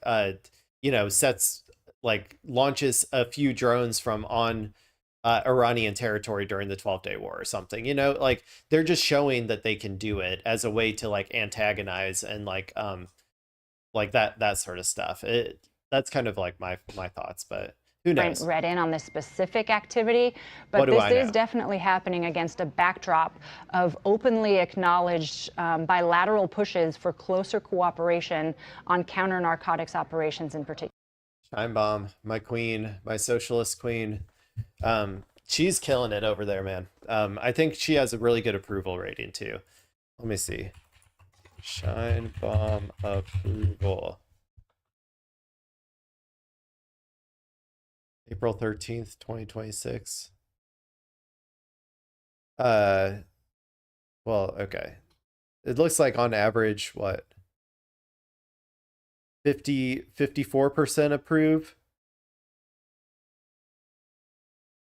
Well, she was higher before. Like a few months ago, she was at 63.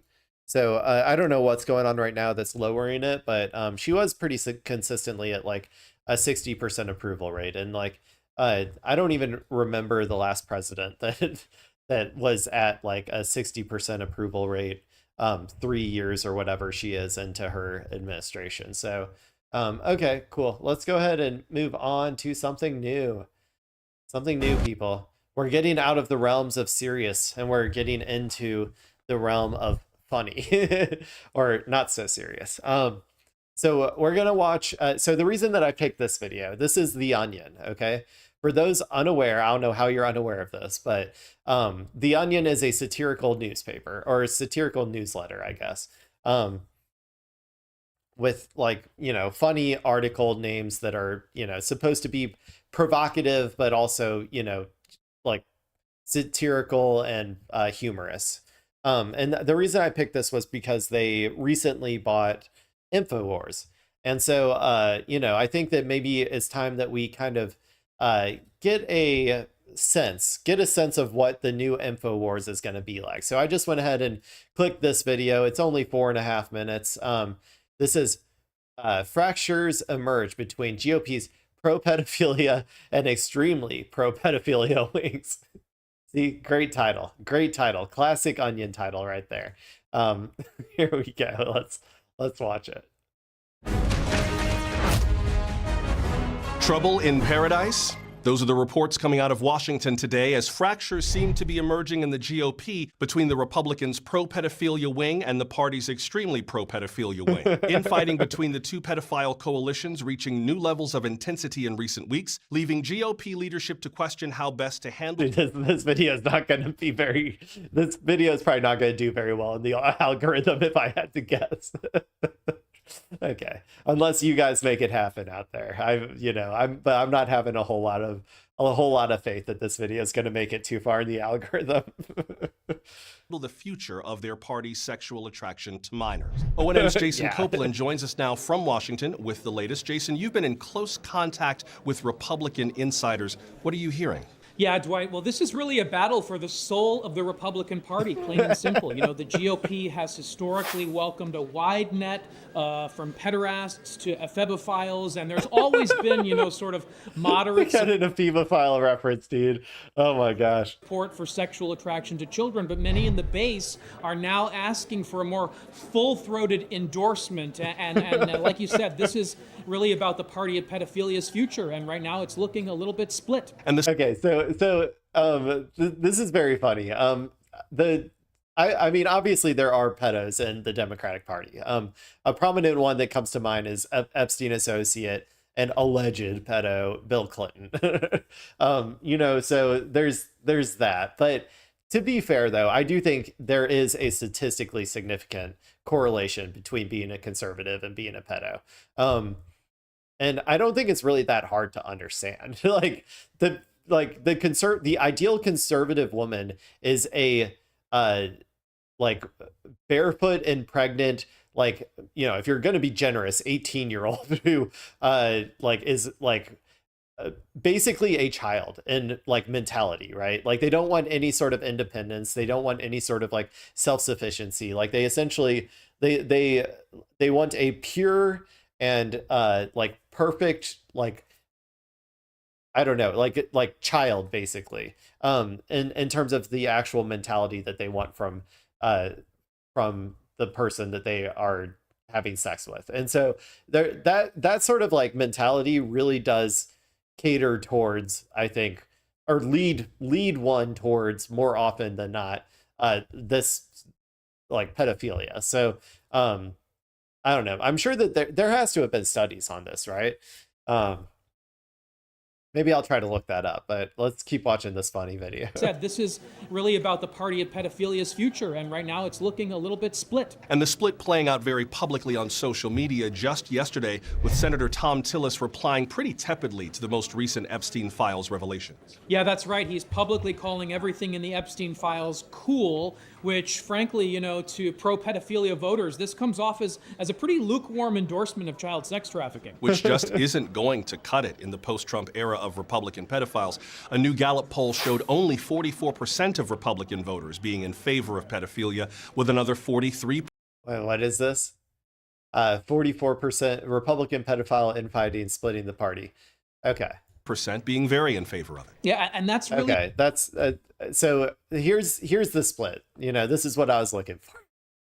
So, I mean, I don't think, maybe this stat is being satirical as well, but 13% of Republicans are fine with pedophilia. 40% or 44% find pedophilia favorable, and 43% find it very favorable. So they're looking for people to really represent. It seems like currently in the Republican Party, according to this video, the vast majority of the elected officials are in the favorable camp. Whereas there's an even split between favorable and very favorable in the public. So that's going to create a lot of splinters that are going to rear their ugly, thinly mustached heads at one point or another, to start breaking apart the coalition. So favor of pedophilia, with another 43% being very in favor of it. Yeah, and that's really what we're talking about here, Dwight. You know, for the last 10 years, the entire party has been jockeying for who's going to succeed Donald Trump as the face of American pedophilia. And right now, Republicans are looking closely at some local elections for insight. And this centrist versus extreme dynamic is playing out in Republican primaries across the country. This is Utah State Senator incumbent Matt Riggs staking out the more moderate position on child sex abuse. I think my record speaks for itself. No one, and I do mean no one, was more upset than me the day Millie Bobby Brown turned 18. I am a staunch and committed pedophile. Pretty boilerplate talking points. My God. Exactly. You know, it's a lot of the same old promises that many just aren't believing are going to resonate in exactly the same way anymore. And especially when you compare it alongside the more energized campaigns of some of the more charismatic sex criminals running, like Riggs' opponent Brock Granite, political outsider who fired back in a podcast appearance earlier this week. Seducing underage boys and girls is a bedrock founding principle of the Republican Party. And it sickens me to see my opponent swoop in and try and steal valor from the real pedophiles on the ground. I looked it up. In the Epstein files, this guy's name appears less than 300 times. It's performative pedophilia. Well, the other thing I would say, though, also is that, yeah, I mean, this guy, while he's being satirical, he does, like, kind of have child brides and stuff have also been a pretty big part, I think, of, you know, if you ever look for who's trying to introduce like child bride laws and stuff and all that, or protect child bride laws, I guess, it is like red states and Republicans, generally speaking. I'm just saying. So, you know, just saying. Guy's name appears less than 300 times. It's performative pedophilia. Now, Senator Riggs has already responded on X saying, quote, "I enjoy molesting as much as the next red-blooded American pedophile. I just don't make it my whole campaign. We need to be responsive to kitchen table issues, or the only ones left at the table will be adults." Jason, these are strong words being said against fellow pedophile party members. Is there any sense they can find common ground here and come together on this? You know, not with. Okay, let me go ahead and pull this up real quick, just so people know I'm not making this up. Unchained at last found that the 10 states with the highest rate of child marriage per capita between 2000 and 2021 were Nevada, I think is red. Idaho, I'm pretty sure is red, right? Let me look up states by red versus blue state map. Okay, just so that I'm not I don't want to be given misinformation here. Okay, people. Open image and new tab. Okay, sorry. So let's go ahead and pull. Okay, so we got Nevada. That's okay. That's blue. That's blue. We got a blue. Idaho. Where's Idaho? I forget. Idaho. Oh, there it is. Okay, that's red. Utah. That's red. This is a map. I don't know when it was polled or whatever. Like what. It might be from like a particular election. So, you know, take it all with a grain of salt. But Kentucky. That's red. Wyoming. That's red. West Virginia, that's red. Alabama, oh, we're getting to the South now. That's red. That's red, baby. Mississippi, that's red. Tennessee, that's red. And Texas, that's red. Okay, so 1 out of 10. 1 out of 10 was a Democrat state in terms of the top 10 states with the highest rate of child marriage, and that's Nevada, which I thought was more of like a swing state, but okay, I'll give it to you though. So then 9 out of 10 were red states. So, you know, my statistical correlation theory is being proven one Google search at a time. Words being said against fellow pedophile party members. Is there any sense they can find common ground here and come together on this? You know, not without strong pedophilic leadership at the top, Dwight. You know, some think J.D. Vance could be that, but others say he just looks like a pedophile more than acts like one. P. Diddy certainly could have been an interesting. Others say that he just looks like a pedophile. I mean, I have a hard time disagreeing with that. Jim Jordan also allowed, ungodly amounts of sexual abuse in that wrestling scandal as well. So he should be in jail. Why is he still in Congress? Is he still in Congress? Is Jim Jordan still in Congress? Yeah, April 2026. Yep, he is still in Congress. He is the one who allowed like dozens, I think, of little boys to be sexually assaulted by the gym teacher at his university. And they came to him and asked for help, and he said, "You're making it up." That's who he is, in case people are curious. But yeah, that might be a little too serious though. Let's keep having fun. I actually think On this, Vance could be that, but others say he just looks like a pedophile more than acts like one. P. Diddy certainly could have been an interesting outside candidate, but the bottom line here, Dwight, is this is an identity crisis for a party that will eventually need to decide, are they going to push? I like this. No specific generic pedophile. The generic pedophile is outperforming all of the all of the specifically named pedophiles in this one. Forward and continue to build upon the pedophilia of Trump, or will they take the path of the Matt Gaetz moderates, go back to their roots and once again commit to being the grand old pedophiles of Reagan? Will be interesting to see how it plays out. Thank you, Jason. In response to the infighting, Democratic leadership is looking to capitalize politically. Members of the House and Senate today held a joint press conference. Let's get some pot shots at the Democrats too, people. Come on. I need it. Dressed as little children, stating, quote, "You can all be pedophiles if we can pretty please have health care." Coming up next, making America You can all be pedophiles if we can pretty please have health care. That was great, man. That was great. healthy again. More on RFK Jr.'s latest initiative to fill the Washington Monument reflecting pool with beef tallow. You've seen the news.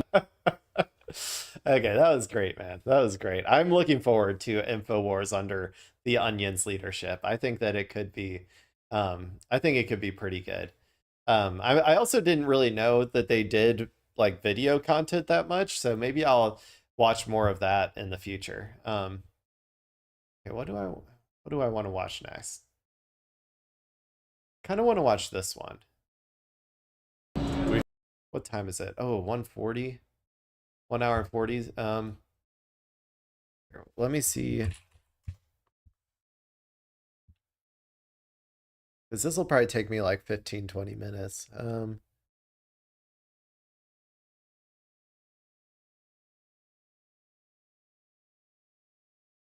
Okay, I might save this one actually and go for...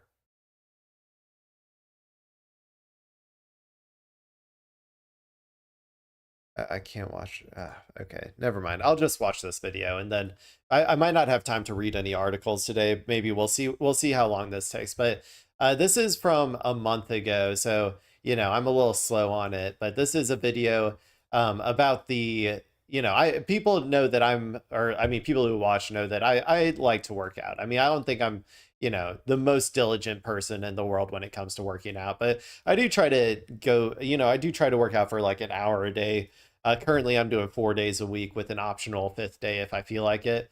So, I like to hit the gym. I like to lift the weights, pump some iron, and so we're going to watch this video. This is about because one thing that I have noticed is that steroids are going crazy right now in the fitness community, at least in the online fitness community. Like everybody is using steroids, it feels like, and people are using them younger and younger. Which personally I think is stupid. I'm not gonna lie. But anyway, we're gonna watch this video about how steroids age your body and see what we think. This is by Built Different. What do you think, bro? I'm 22. More like 22 years since his last divorce, or 22 years in prison. Jokes aside, this guy seems happy, but while everyone wants big muscles, not everyone can handle the big side effects. When people think about the downsides of steroids, they mainly focus on heart problems or gyno. But not many worry about what happens to every steroid user: premature aging. That's why you see so many athletes looking 10 years older than they actually are. Oh, yeah. Or if you're unlucky, even 30 years older. You might have seen this freak of nature already. That dude's crazy. That dude has a crazy body type, by the way. I've seen him do he does like insane lifts, but his his arm to body ratio is crazy. Like if you look at like Larry Wheels over here compared to this guy, especially his forearms are insane. I don't know what he's doing to get that forearm strength. Probably nothing good though. Or if you're unlucky, even 30 years older. You might have seen this freak of nature already. His name is Andrei Smaev, and his lifts are incredible. Inhuman strength in calisthenics, bench press, and arm wrestling. But what really makes him fascinating is how old he looks. In just 4 years, he aged 6 times that. Oh my gosh, wait, what? Sorry, one But sec. what really makes him fascinating First of all, take a look at how much muscle mass this guy has. is how old he looks. In just 4 years. And then compare it to this. This is 4 years. That's an insane amount of muscle mass to put on. I don't know how your body could even handle that. That is crazy. But he was already in pretty good shape right here. To be honest, like, he has like, you know, he seems like he's like pretty lean. He's got good chest development. Like, yeah, I don't know. He's looking pretty good here. Years he aged 6 times that. So what exactly that face, yeah, that does look, he did age a lot. Caused it? There are 3 main reasons why it happens. The first main effect is facial puffiness. Faces tell stories, and with steroid use your face will reveal it all. The body may look strong and muscular, but the face becomes round, swollen and wrinkly. But how does it happen? There are few reasons for that. Steroids change how the body manages water. Water retention means the body keeps extra fluid under the skin. When this fluid collects in the cheeks, around the jaw and under the eyes, the face begins to look swollen. Why does that make someone look older? Because see, I didn't even really know that. I had heard people say like I think I watched someone said something about Barry Bonds before, and they were like, look at how if you ever look back at how like he looked before he started doing steroids and after, and his head like doubled in size. I was like, yeah, I guess you're right, but I never really like I never knew why. I didn't know it was because of like water retention. That's crazy. swelling hides the sharp lines that make a face look young, like a clear jawline. Clavicular alert, people. And defined cheekbones. Steroids also affect where fat is stored. Fat redistribution means fat moves from one part of the body to another. Instead of sitting in the hips or legs, some fat may collect in the face and neck. When fat builds up in the cheeks, it pushes the skin outward and makes the face look rounder and heavier. Without visible bone structure, the face loses the firm shape often associated with youth. Steroids can build muscle even without training, and that effect is not limited to the body. The face also contains muscle. So when steroids increase overall muscle growth, the facial muscles can become thicker as well. I heard a crazy stat from, I think, like a Jeff Nippard video of people who did steroids but didn't work out compared to people who just worked out natty. And like I think half of the people who did steroids while like without even like lifting a weight ended up building more muscle mass than the people who lifted weight natural, which was like crazy to me. I did not think that that was going to be the case. It obviously affects every single person differently though, but like that, so then I guess that makes sense that like some muscles that like obviously nobody works out their like, you know, their jaw muscles or something, right? Like I mean maybe psychos do, but I like if you're a sane person, you do not work out your jaw. And so I guess yeah, a lot of the muscles around your face probably would never grow unless you actually did did some sort of steroid. Well, when thicker facial muscles are combined with extra water and fat, the face starts to look weird. The result is a constant full or swollen look. Many steroid users have a lean muscular body but a puffy face. This contrast makes the aging effect even more noticeable. The skin also reacts when the face keeps swelling. Skin has collagen, the protein that keeps it firm and elastic. If the face is stretched again and again, over time collagen and the skin support system weaken. The skin stops snapping back as well as before, and fine lines and wrinkles can show up sooner than they should. Hey, I'm starting to get there, buddy. Let's not make fun of wrinkles, okay? Luckily, most of these effects can usually be reversed by stopping steroid use, but not always. If you have been abusing steroids for decades, don't expect a complete recovery. But if you just started, you still have time to think carefully about whether you want to go down that road. But that's just one part of the story. Yeah, young people out there, please, please, please, please listen to me. You should not be doing steroids until you have reached if you're going to do them, you should not be doing them until you've reached a decently close to like your genetic maximum of like what you can achieve naturally. You should be, you know, building as much muscle as you possibly can naturally, and only after that should you even consider it. And even then, you should only ever consider it if you are planning on doing this for a living. If you are going to be going up on stage and doing, it's not going to help you like live longer. It's not going to like help you like have a better life or a happier life or anything. It may help you get like clicks on social media, but you know, I don't know. I think really people should be a lot more careful about, you know, diving into the world of steroids, especially young people, man. Wait until your body is at least fully developed and your brain is fully developed. Like, wait at least until 25 is what I would say. I know that's hard for a lot of people to listen, to hear, because people do it so young now, just to try to get into professional bodybuilding, but it's not a good idea. And 90% of people who are going to do it are not going to actually have the genetic potential to make it in professional bodybuilding anyway. So you're really just, you know, like screwing over your entire life for like not that much. The only thing that you might get is some social media clicks. And that's not a guaranteed way towards like a success either. That's also a, you know, heavily luck dependent if you're going to make it or not. Look at me, I'm a streamer. I'm telling you right now, it's very luck dependent. You can have an amazing product like me and still not make it. Okay, let's continue. The next effect is even worse, hair loss. It's the single change that makes the biggest difference in how old someone looks. A person can have clear skin and a strong jaw, but when the hairline starts moving back, the face suddenly looks years older. Many people lose some hair naturally, and it already makes them look older. But why do steroids make this process even faster? Main anabolic steroids are artificial versions of testosterone, the main male hormone. When someone uses testosterone, some of it converts into another hormone called DHT, which plays a major role in hair loss. So what does DHT do? It attacks the hair follicles, the tiny structures in the skin where hair grows. Think of them like small factories producing hair strands. When DHT attaches to these follicles, it slowly shrinks them. Doctors call this process miniaturization, which simply means the follicles become smaller and weaker over time. What happens when a follicle shrinks? The hair it produces becomes thinner and shorter. At first, the change is subtle. The hairline may look slightly thinner or less dense, but over time the follicles can shrink so much that they stop producing visible hair altogether. This is how male pattern baldness develops. Here's the important part. Steroids can dramatically increase DHT levels in the body. That means,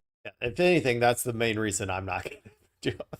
I mean, no, that's not the main reason. The main reason is for health reasons. I only work out for health reasons. So, or like, that's my primary goal. Yes, I want to develop an aesthetic physique as like a fun side effect, or like, you know, but that's secondary to the health goals that I'm trying to achieve. But also, like, my hairline, I've been cursed with a far back hairline for my entire life. Like, you can kind of see it here. This is how it's been since I was like, you know, 16, and it hasn't really been moving, which is a good sign. As far as I know, it's been maybe getting a little bit thinner since I've started getting older, but I'm hoping that I get to keep it for a while. But yeah, this would accelerate it, so that's a no-go for me. this shrinking process can happen much faster than normal. Someone who might have started losing hair at 40 could begin at 20 or 25. Steroids don't create the genetic tendency for baldness, but they can strongly accelerate it. Does everyone on steroids lose their hair? Not necessarily. Genetics still matters. Some people have follicles that are more sensitive to DHT, others less. But when steroids raise hormone levels far above normal, the risk increases significantly for many users. And once hair follicles fully shrink, the change is often permanent. Treatments can slow hair loss, but bringing dead follicles back is extreme. Well, they're permanent unless you go to a special little place called Turkey, where Turkey has all your hopes and dreams can come true. They can take hairs from all over your body, ass hair, leg hair, arm hair, and they can throw it right up on top of your head. So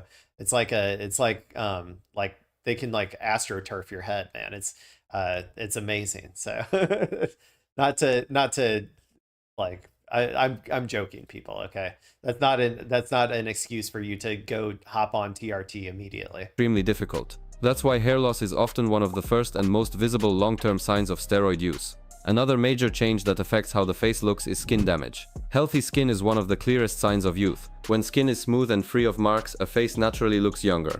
Many people who use anabolic steroids develop severe acne. It can appear on the face, chest, shoulders, and back, but when it spreads across the face, it becomes especially noticeable. But I didn't even know that Jake Paul had that.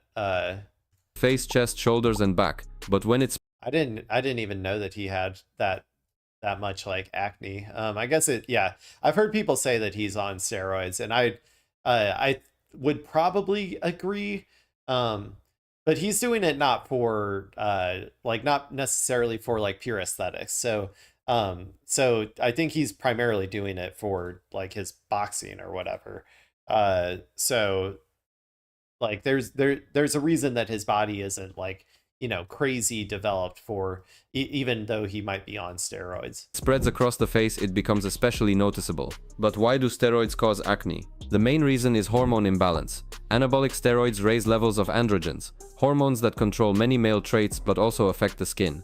Inside the skin are small structures called sebaceous glands. These glands produce oil or sebum, which normally protects and moisturizes the skin. But when androgen levels become very high, the glands overproduce oil. Too much oil creates problems. It mixes. I think mine are low. My face gets so dry, dude. Like I don't know. My androgens might be like too low. With dead skin cells and blocks the pores, the small openings where hair and oil come to the surface. Once a pore is blocked, bacteria can grow inside. The body reacts with inflammation, causing redness, swelling, and irritation. This process forms pimples, cysts, and large painful breakouts. But the biggest reason acne ages the face is not the pimples themselves, it's the scars they leave behind. Severe acne can damage deeper layers of the skin. When the skin heals, it may form scars that look like small holes, dents, or rough patches. Once they appear, scars may stay permanently. Why does this matter for I didn't even know that that was exactly what caused that before. I guess it, like, yeah, I guess that makes sense. Okay. Scars ruin skin quality. Young skin is smooth. Scarred skin becomes uneven and rough. The texture changes, the surface loses its glow, and the face can start to look worn out and older.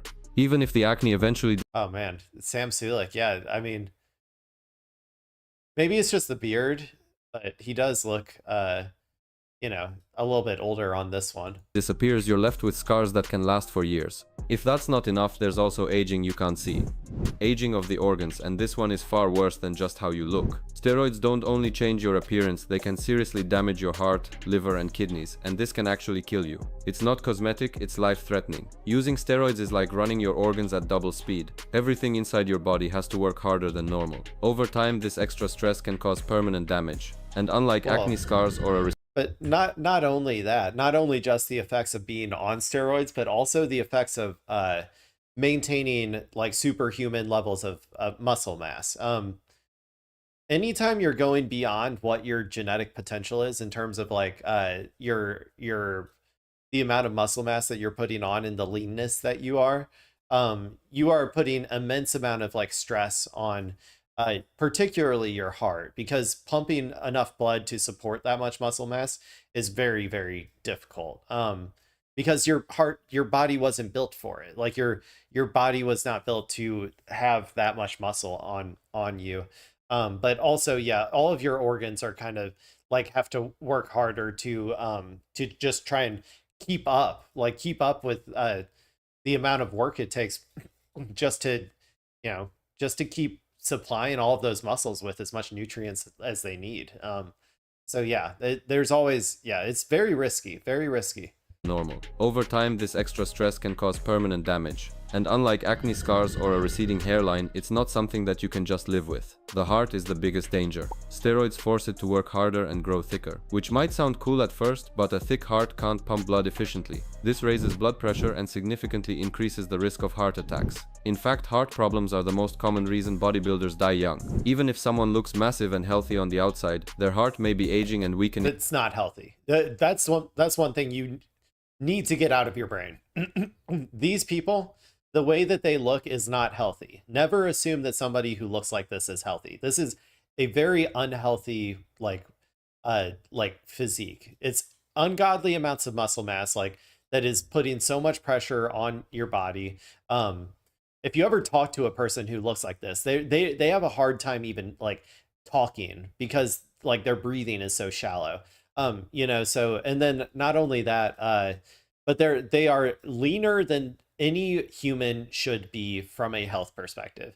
If you're a man, you're supposed to be in like, I'd say anywhere from like 15 to 25% is a pretty healthy body fat percent. These people are, for competitions, like some of these photos, are getting under 5% in some aspects, or in some cases.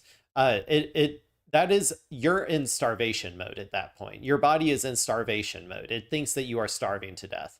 It is not a healthy like this is just unhealthy to be in. That's something that, yeah, we shouldn't associate like muscle mass and like bodybuilding competition. It's impressive to be able to get the human body to look like this, but it is by no means healthy. That's how you should think of it. Without anyone noticing.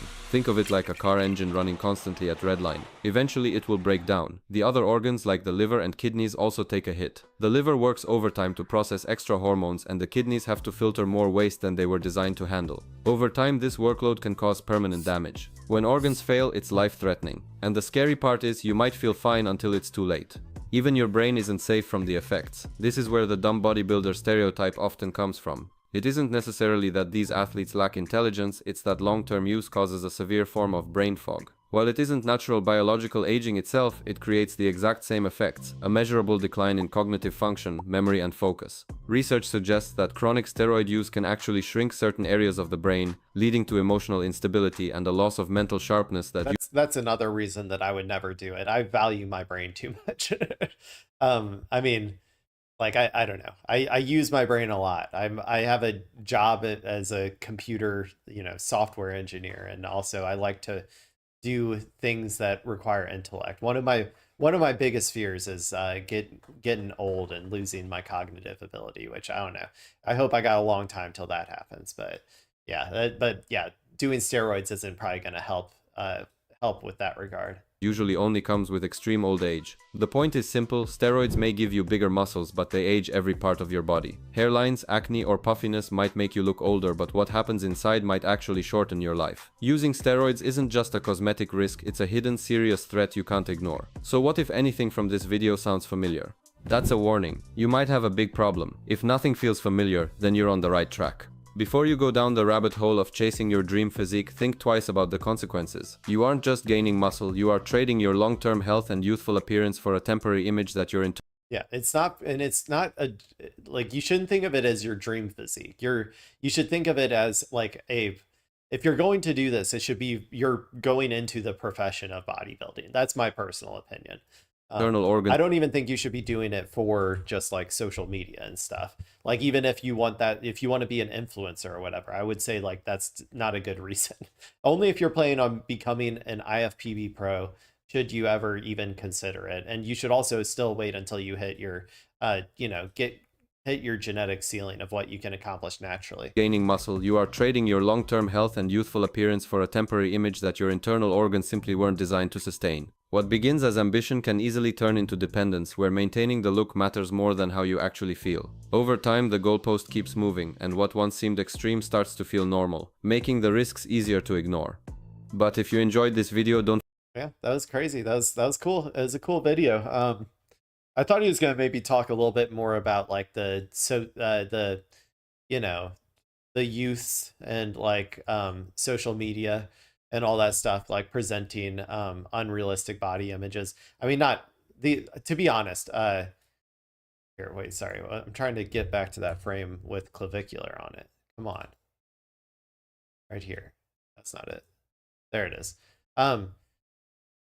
He is on steroids, which is, I think that I've heard that he's on like, or at the very least, he's on like a high doses of TRT. And maybe he just doesn't go to the gym that often or whatever, but I would say that his physique is like equivalent to mine potentially. And I'm only working out, 4 days a week with dumbbells only. So, I don't know. I guess maybe everybody does it differently. But anyway, what I was going to say is that I thought he was going to talk a little bit more about the youth getting obsessed with this, and how the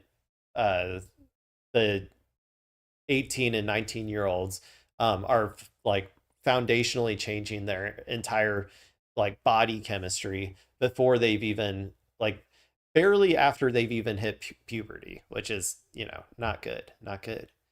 Okay, people, let's go ahead and move over to x.com.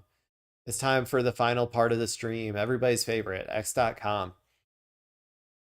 Let's see what's going on over here. Ryan Grimm reposted. Julian Antrione. It's our drop site news intern Lily Franks last week on Capitol Hill. Everybody, please go give her a follow, where she'll be reporting from Ohio on local races and community issues. Okay, cool. Ostenox. The sooner we purge progressive voters from the Democratic Party, the sooner we'll win elections. Listen to yourselves, Diet Republicans. Yeah, I remember people I remember people actually saying that shit. Oh, is that what they're saying right now? I thought they said that like a while ago. From this website says Hassan Piker should have no safe refuge in the Democratic Party. The sooner we make that clear, the sooner we as Democrats will get back to winning tough elections. No, the sooner you'll lose more. Pivoting to the center has never worked. Look at Kamala's campaign. Look at Hillary's campaign.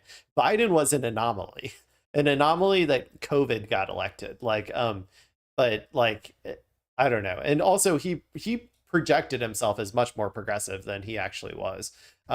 So yeah, this whole strategy of running to the center, if you want to kick the progressive voters out of the Democratic Party, guess what? You're never going to win an election again.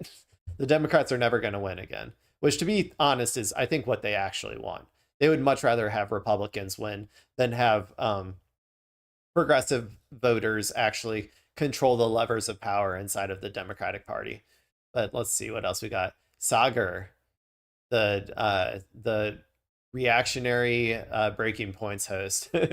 Thank you, President Trump, for having the courage to scoop. The Trump administration is expected to reclassify marijuana as soon as today. Oh, people, federally reclassified marijuana, according to Axios. Sagar, I don't think he's going to like this. He's very anti-weed. Thank you, President Trump, for having the courage to massively enrich weed companies, help mass poison the American public, and further entrench the putrid odor of marijuana in public life. Truly, no one has ever had this type of courage before in the office you now sit. Yeah, I kind of expected him to act like this. I saw a post from the other day where Sagar went somewhere and it said that he smoked a doobie and then he passed out and was unable to do the interview. I was really hoping that would make him chill the fuck out, but clearly it did not. So, okay, let's keep going. What do we got here?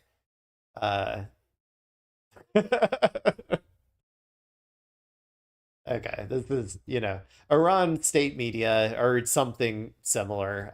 An Iran posting account says punishment for child R word. Or child, grape, as they say. Iran, death penalty. China, death penalty. Saudi Arabia, public execution. USA, I think they're trying to say president. Yeah, well, there you go. There you go.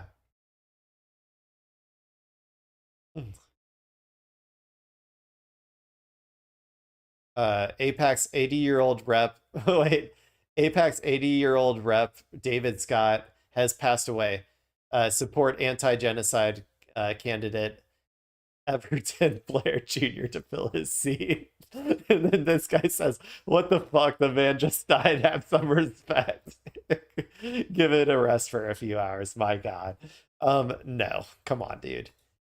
AIPAC rep? Do you know how much death and destruction I assume that this is so this is a Democratic congressperson who, if he did take, he took 330,000. Some people have taken millions, so I don't know. Maybe I won't celebrate his death necessarily, but assuming his position when it comes to AIPAC has not changed in any way, shape, or form, I'm not gonna be sad. I'm not gonna be sad that he died. Also, he was old as shit. He was 80. Come on. He lived a long life of being supported by the apartheid state of Israel. He made lots of money from it too. So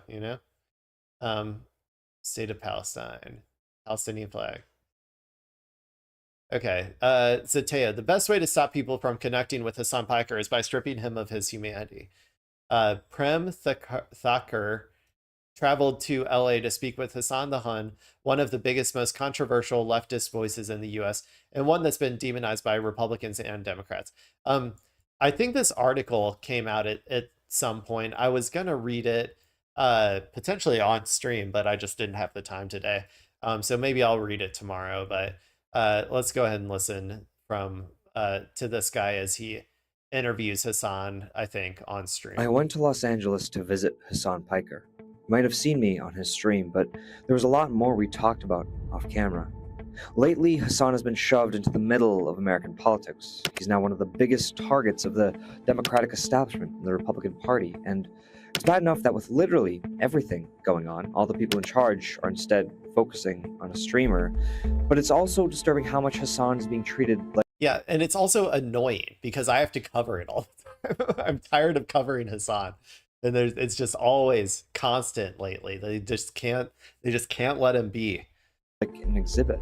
Many people either smear and demonize him or they just sort of see him as this guy on their screen. Of course, he has tons of fans and people who care about him, but there's lots of people who, in many ways, strip him of his humanity. They kind of treat him as this sort of abstract thing.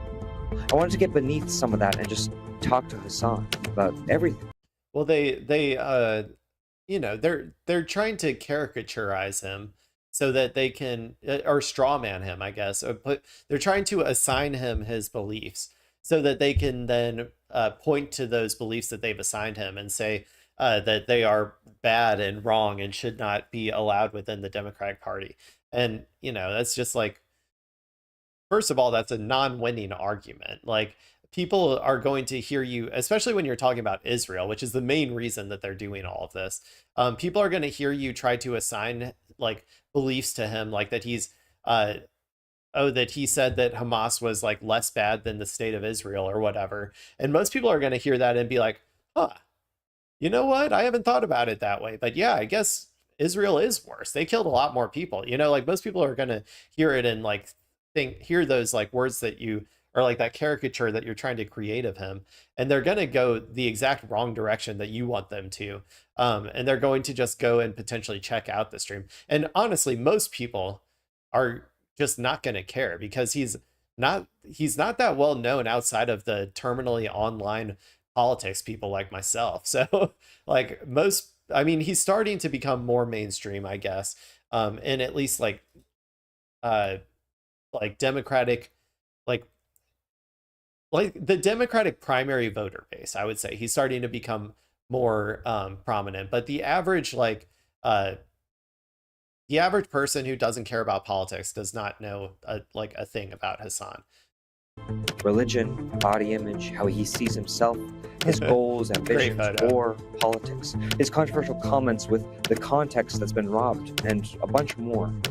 One reason so many of our country's most powerful people are attacking Hassan is because their power at all is threatened by him.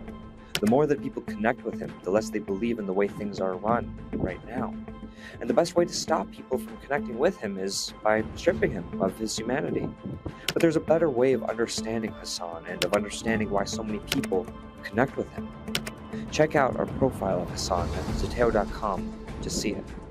Yeah, I'll have to read that. I mean, I really like Zateo. I'm very proud of Mehdi Hassan after he left MSNBC or was fired, right? Wasn't he fired because he like had the audacity to tell Israel to stop committing genocide against the Palestinians? Like, yeah, I'm so proud of him with like Zateo and the media ecosystem that he's created over there. It's generally pretty good, in my opinion. Like, yes, Mehdi is not like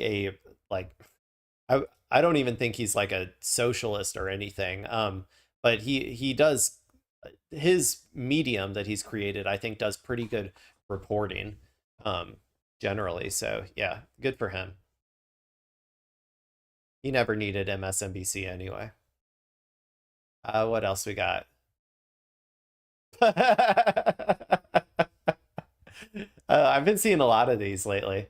Benjamin Netanyahu posted the Israeli flag, and I saw one that was like the Palestinian flag that had 500,000 likes, and this one said, "This toilet paper will get more likes than the Israeli flag." An Israeli flag is in quotes, but yeah, I'll give that a like. I'll participate. Naila Ayad, write down your country's name only if you support Palestine.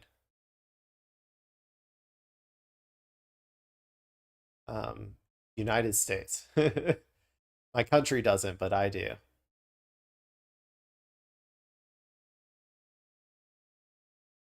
God. No, please, dear God. Please, dear God, no. Please, dear God, no. This can't be real, right? This can't be real. Do you think they have a shot of winning? No. Ungodly no. She already lost. She stinks of loserdom. So yeah, no, we don't need her. And then Pete Buttigieg, like, is not capable of his politics are a brand that is so far removed from the moment that we are currently living in. Maybe like back like 20 years ago, a person like him could have gotten elected, but this sort of like he is like a he's one of these weird people who since the age of 5 wanted to become president, and he designed his entire life. It's like from his like which schools he chose, his military like service, to like his entire public persona, everything that he puts out there. He has designed his entire life around one day becoming president, and we don't need little freaks like that right now at this point in time. We need a someone with principles and a like who is not doing this, who doesn't want to become president just because they've wanted to since they were 5 or something. We need someone who is grudgingly accepts the duty of presidency in order to improve the material conditions of the working class. Like, that's what we need. Yeah, not a Buttigieg, and not a Kamala ×2.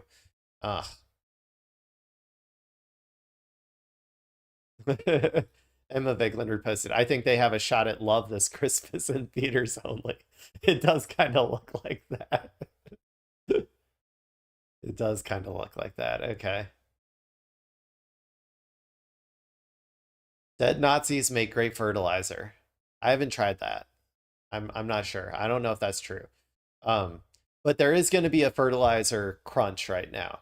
So we might have to find that out. We might have to find that out in the future, because all of the oil and natural gas that it takes to make good fertilizer, it's going to be taking the slow route to America. So we might have to try this out, people.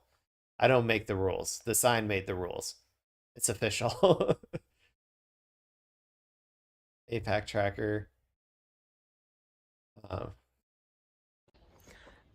It does kind of make me laugh though, that one above about the 80-year-old that died in their APAC tracker, just because APAC tracker posts so much, and it's like, it is kind of funny that the guy was like, dude, just take a few hours off. Okay. Anyway, let's see what this is. A destroyed school, water station, playground, and mosque. This is some of the destruction we saw in Devon, a village that has been completely flattened by Israel, like many villages across the Deep South. We've been working on a full package on Israel's buffer zone doctrine. They're committing atrocities over and over again. They're doing to them what they did to Gaza, aka genocide, but we can hear what she has to say. We're in Debian in southern Lebanon, and we're just at the border with the so-called Yellow Line, which is an area occupied by Israel and comprises dozens of villages considered now off limits. Behind me was a playground, and there's nothing left now. It's just a crater, as you can see. We visited the village. We also saw a mosque completely destroyed. Next to it, water infrastructure completely underground. And also a school which has been completely destroyed by an Israeli strike. This village there's almost nothing left from this village, which has been heavily bombarded. And it's your problem is that you have the 3 things that Israel likes to bomb more than anything, like religious symbols of your opponents, schools, and like playgrounds. Well, I guess 4 things, and water infrastructure. But I mean, I guess to be fair, Israel just likes to bomb everything. So yeah, have you considered not having any of those things? Because they are making the worst. They're making for perfect targets for Israel, apparently. It's one of the many scenes of destruction that we see repeating across southern Lebanon. Yeah, it's evil, man. They are evil. Pure evil.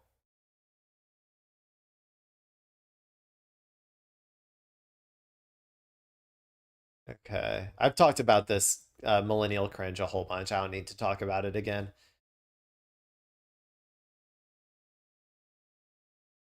Okay, what else we got? I'm gonna look for something fun and then I'm gonna get out of here, people. We're at 2 hours and 15 minutes, okay? Technically, my stream is supposed to be 2 hours, or like that's what I planned for, but what else we got?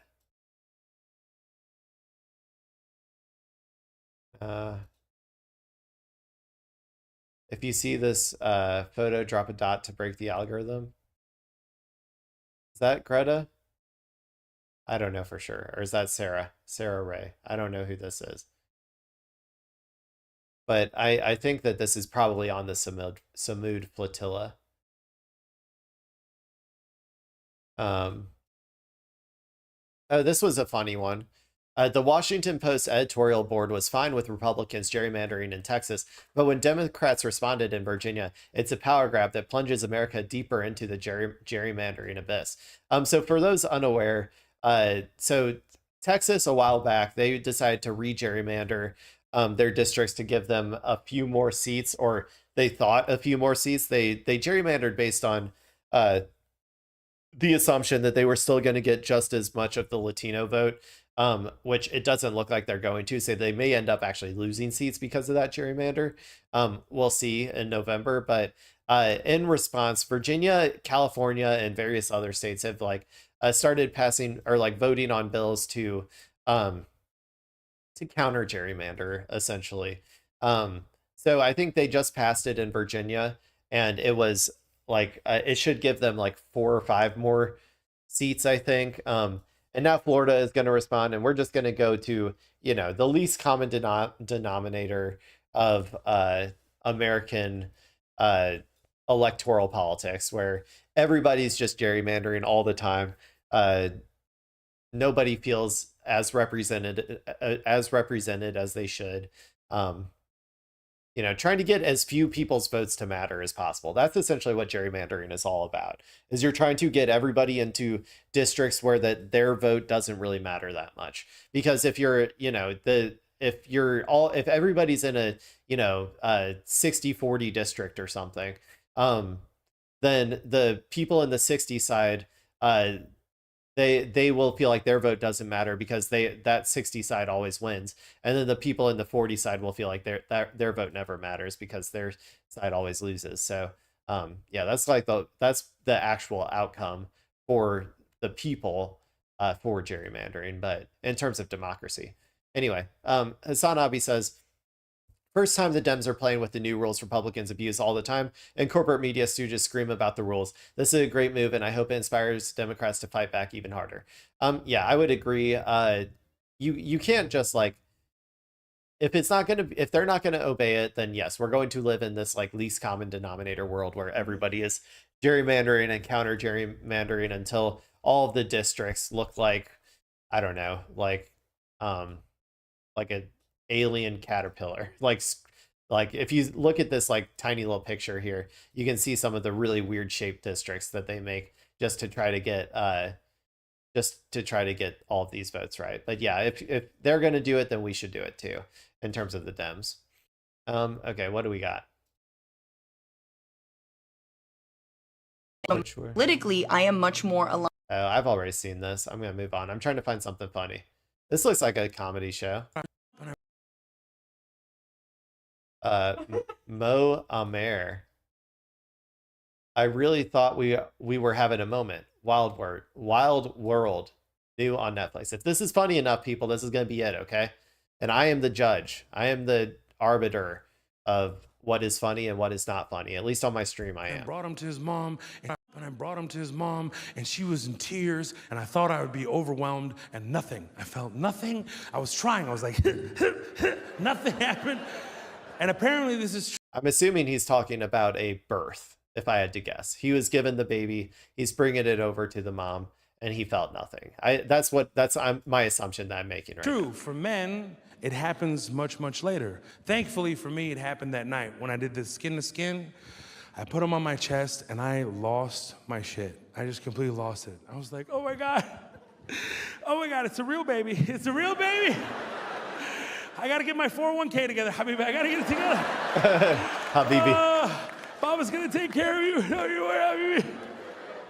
I just want to let you know I named you after your great-grandfather, and your grandfather, and your great-great-great-grandfather, and your great-great. You have like 7 Muslim names, Habibi. It's going to be really hard for you growing up in America. But you're gonna know exactly where you come from, Habibi. And the nurse walks in, she goes, "Are you okay?" I was like, "I'm fine. I'm fine. I just, in the beginning of the pregnancy, I had all the symptoms, I had nausea, diarrhea, and everything, and then I didn't feel anything until now. It's all hitting me like a train all at one time. And I named him after his great-great-grandfather. And subhanAllah, he looks just like his great-grand. You don't know what subhanAllah These captions are doing a lot of work here. means, but I'll show you a picture later. She's like, "No, he's sucking on your titty." I was like, "Oh, God, oh." Okay, that was pretty good. I think I'm just gonna end it there. I'm ready. I'm ready to go, people. Thank you all for watching the stream. If you're watching the VOD, love you too. I will see you again tomorrow, and have a great rest of your day. This has been Technically Clay, and the stream is technically over. Bye-bye.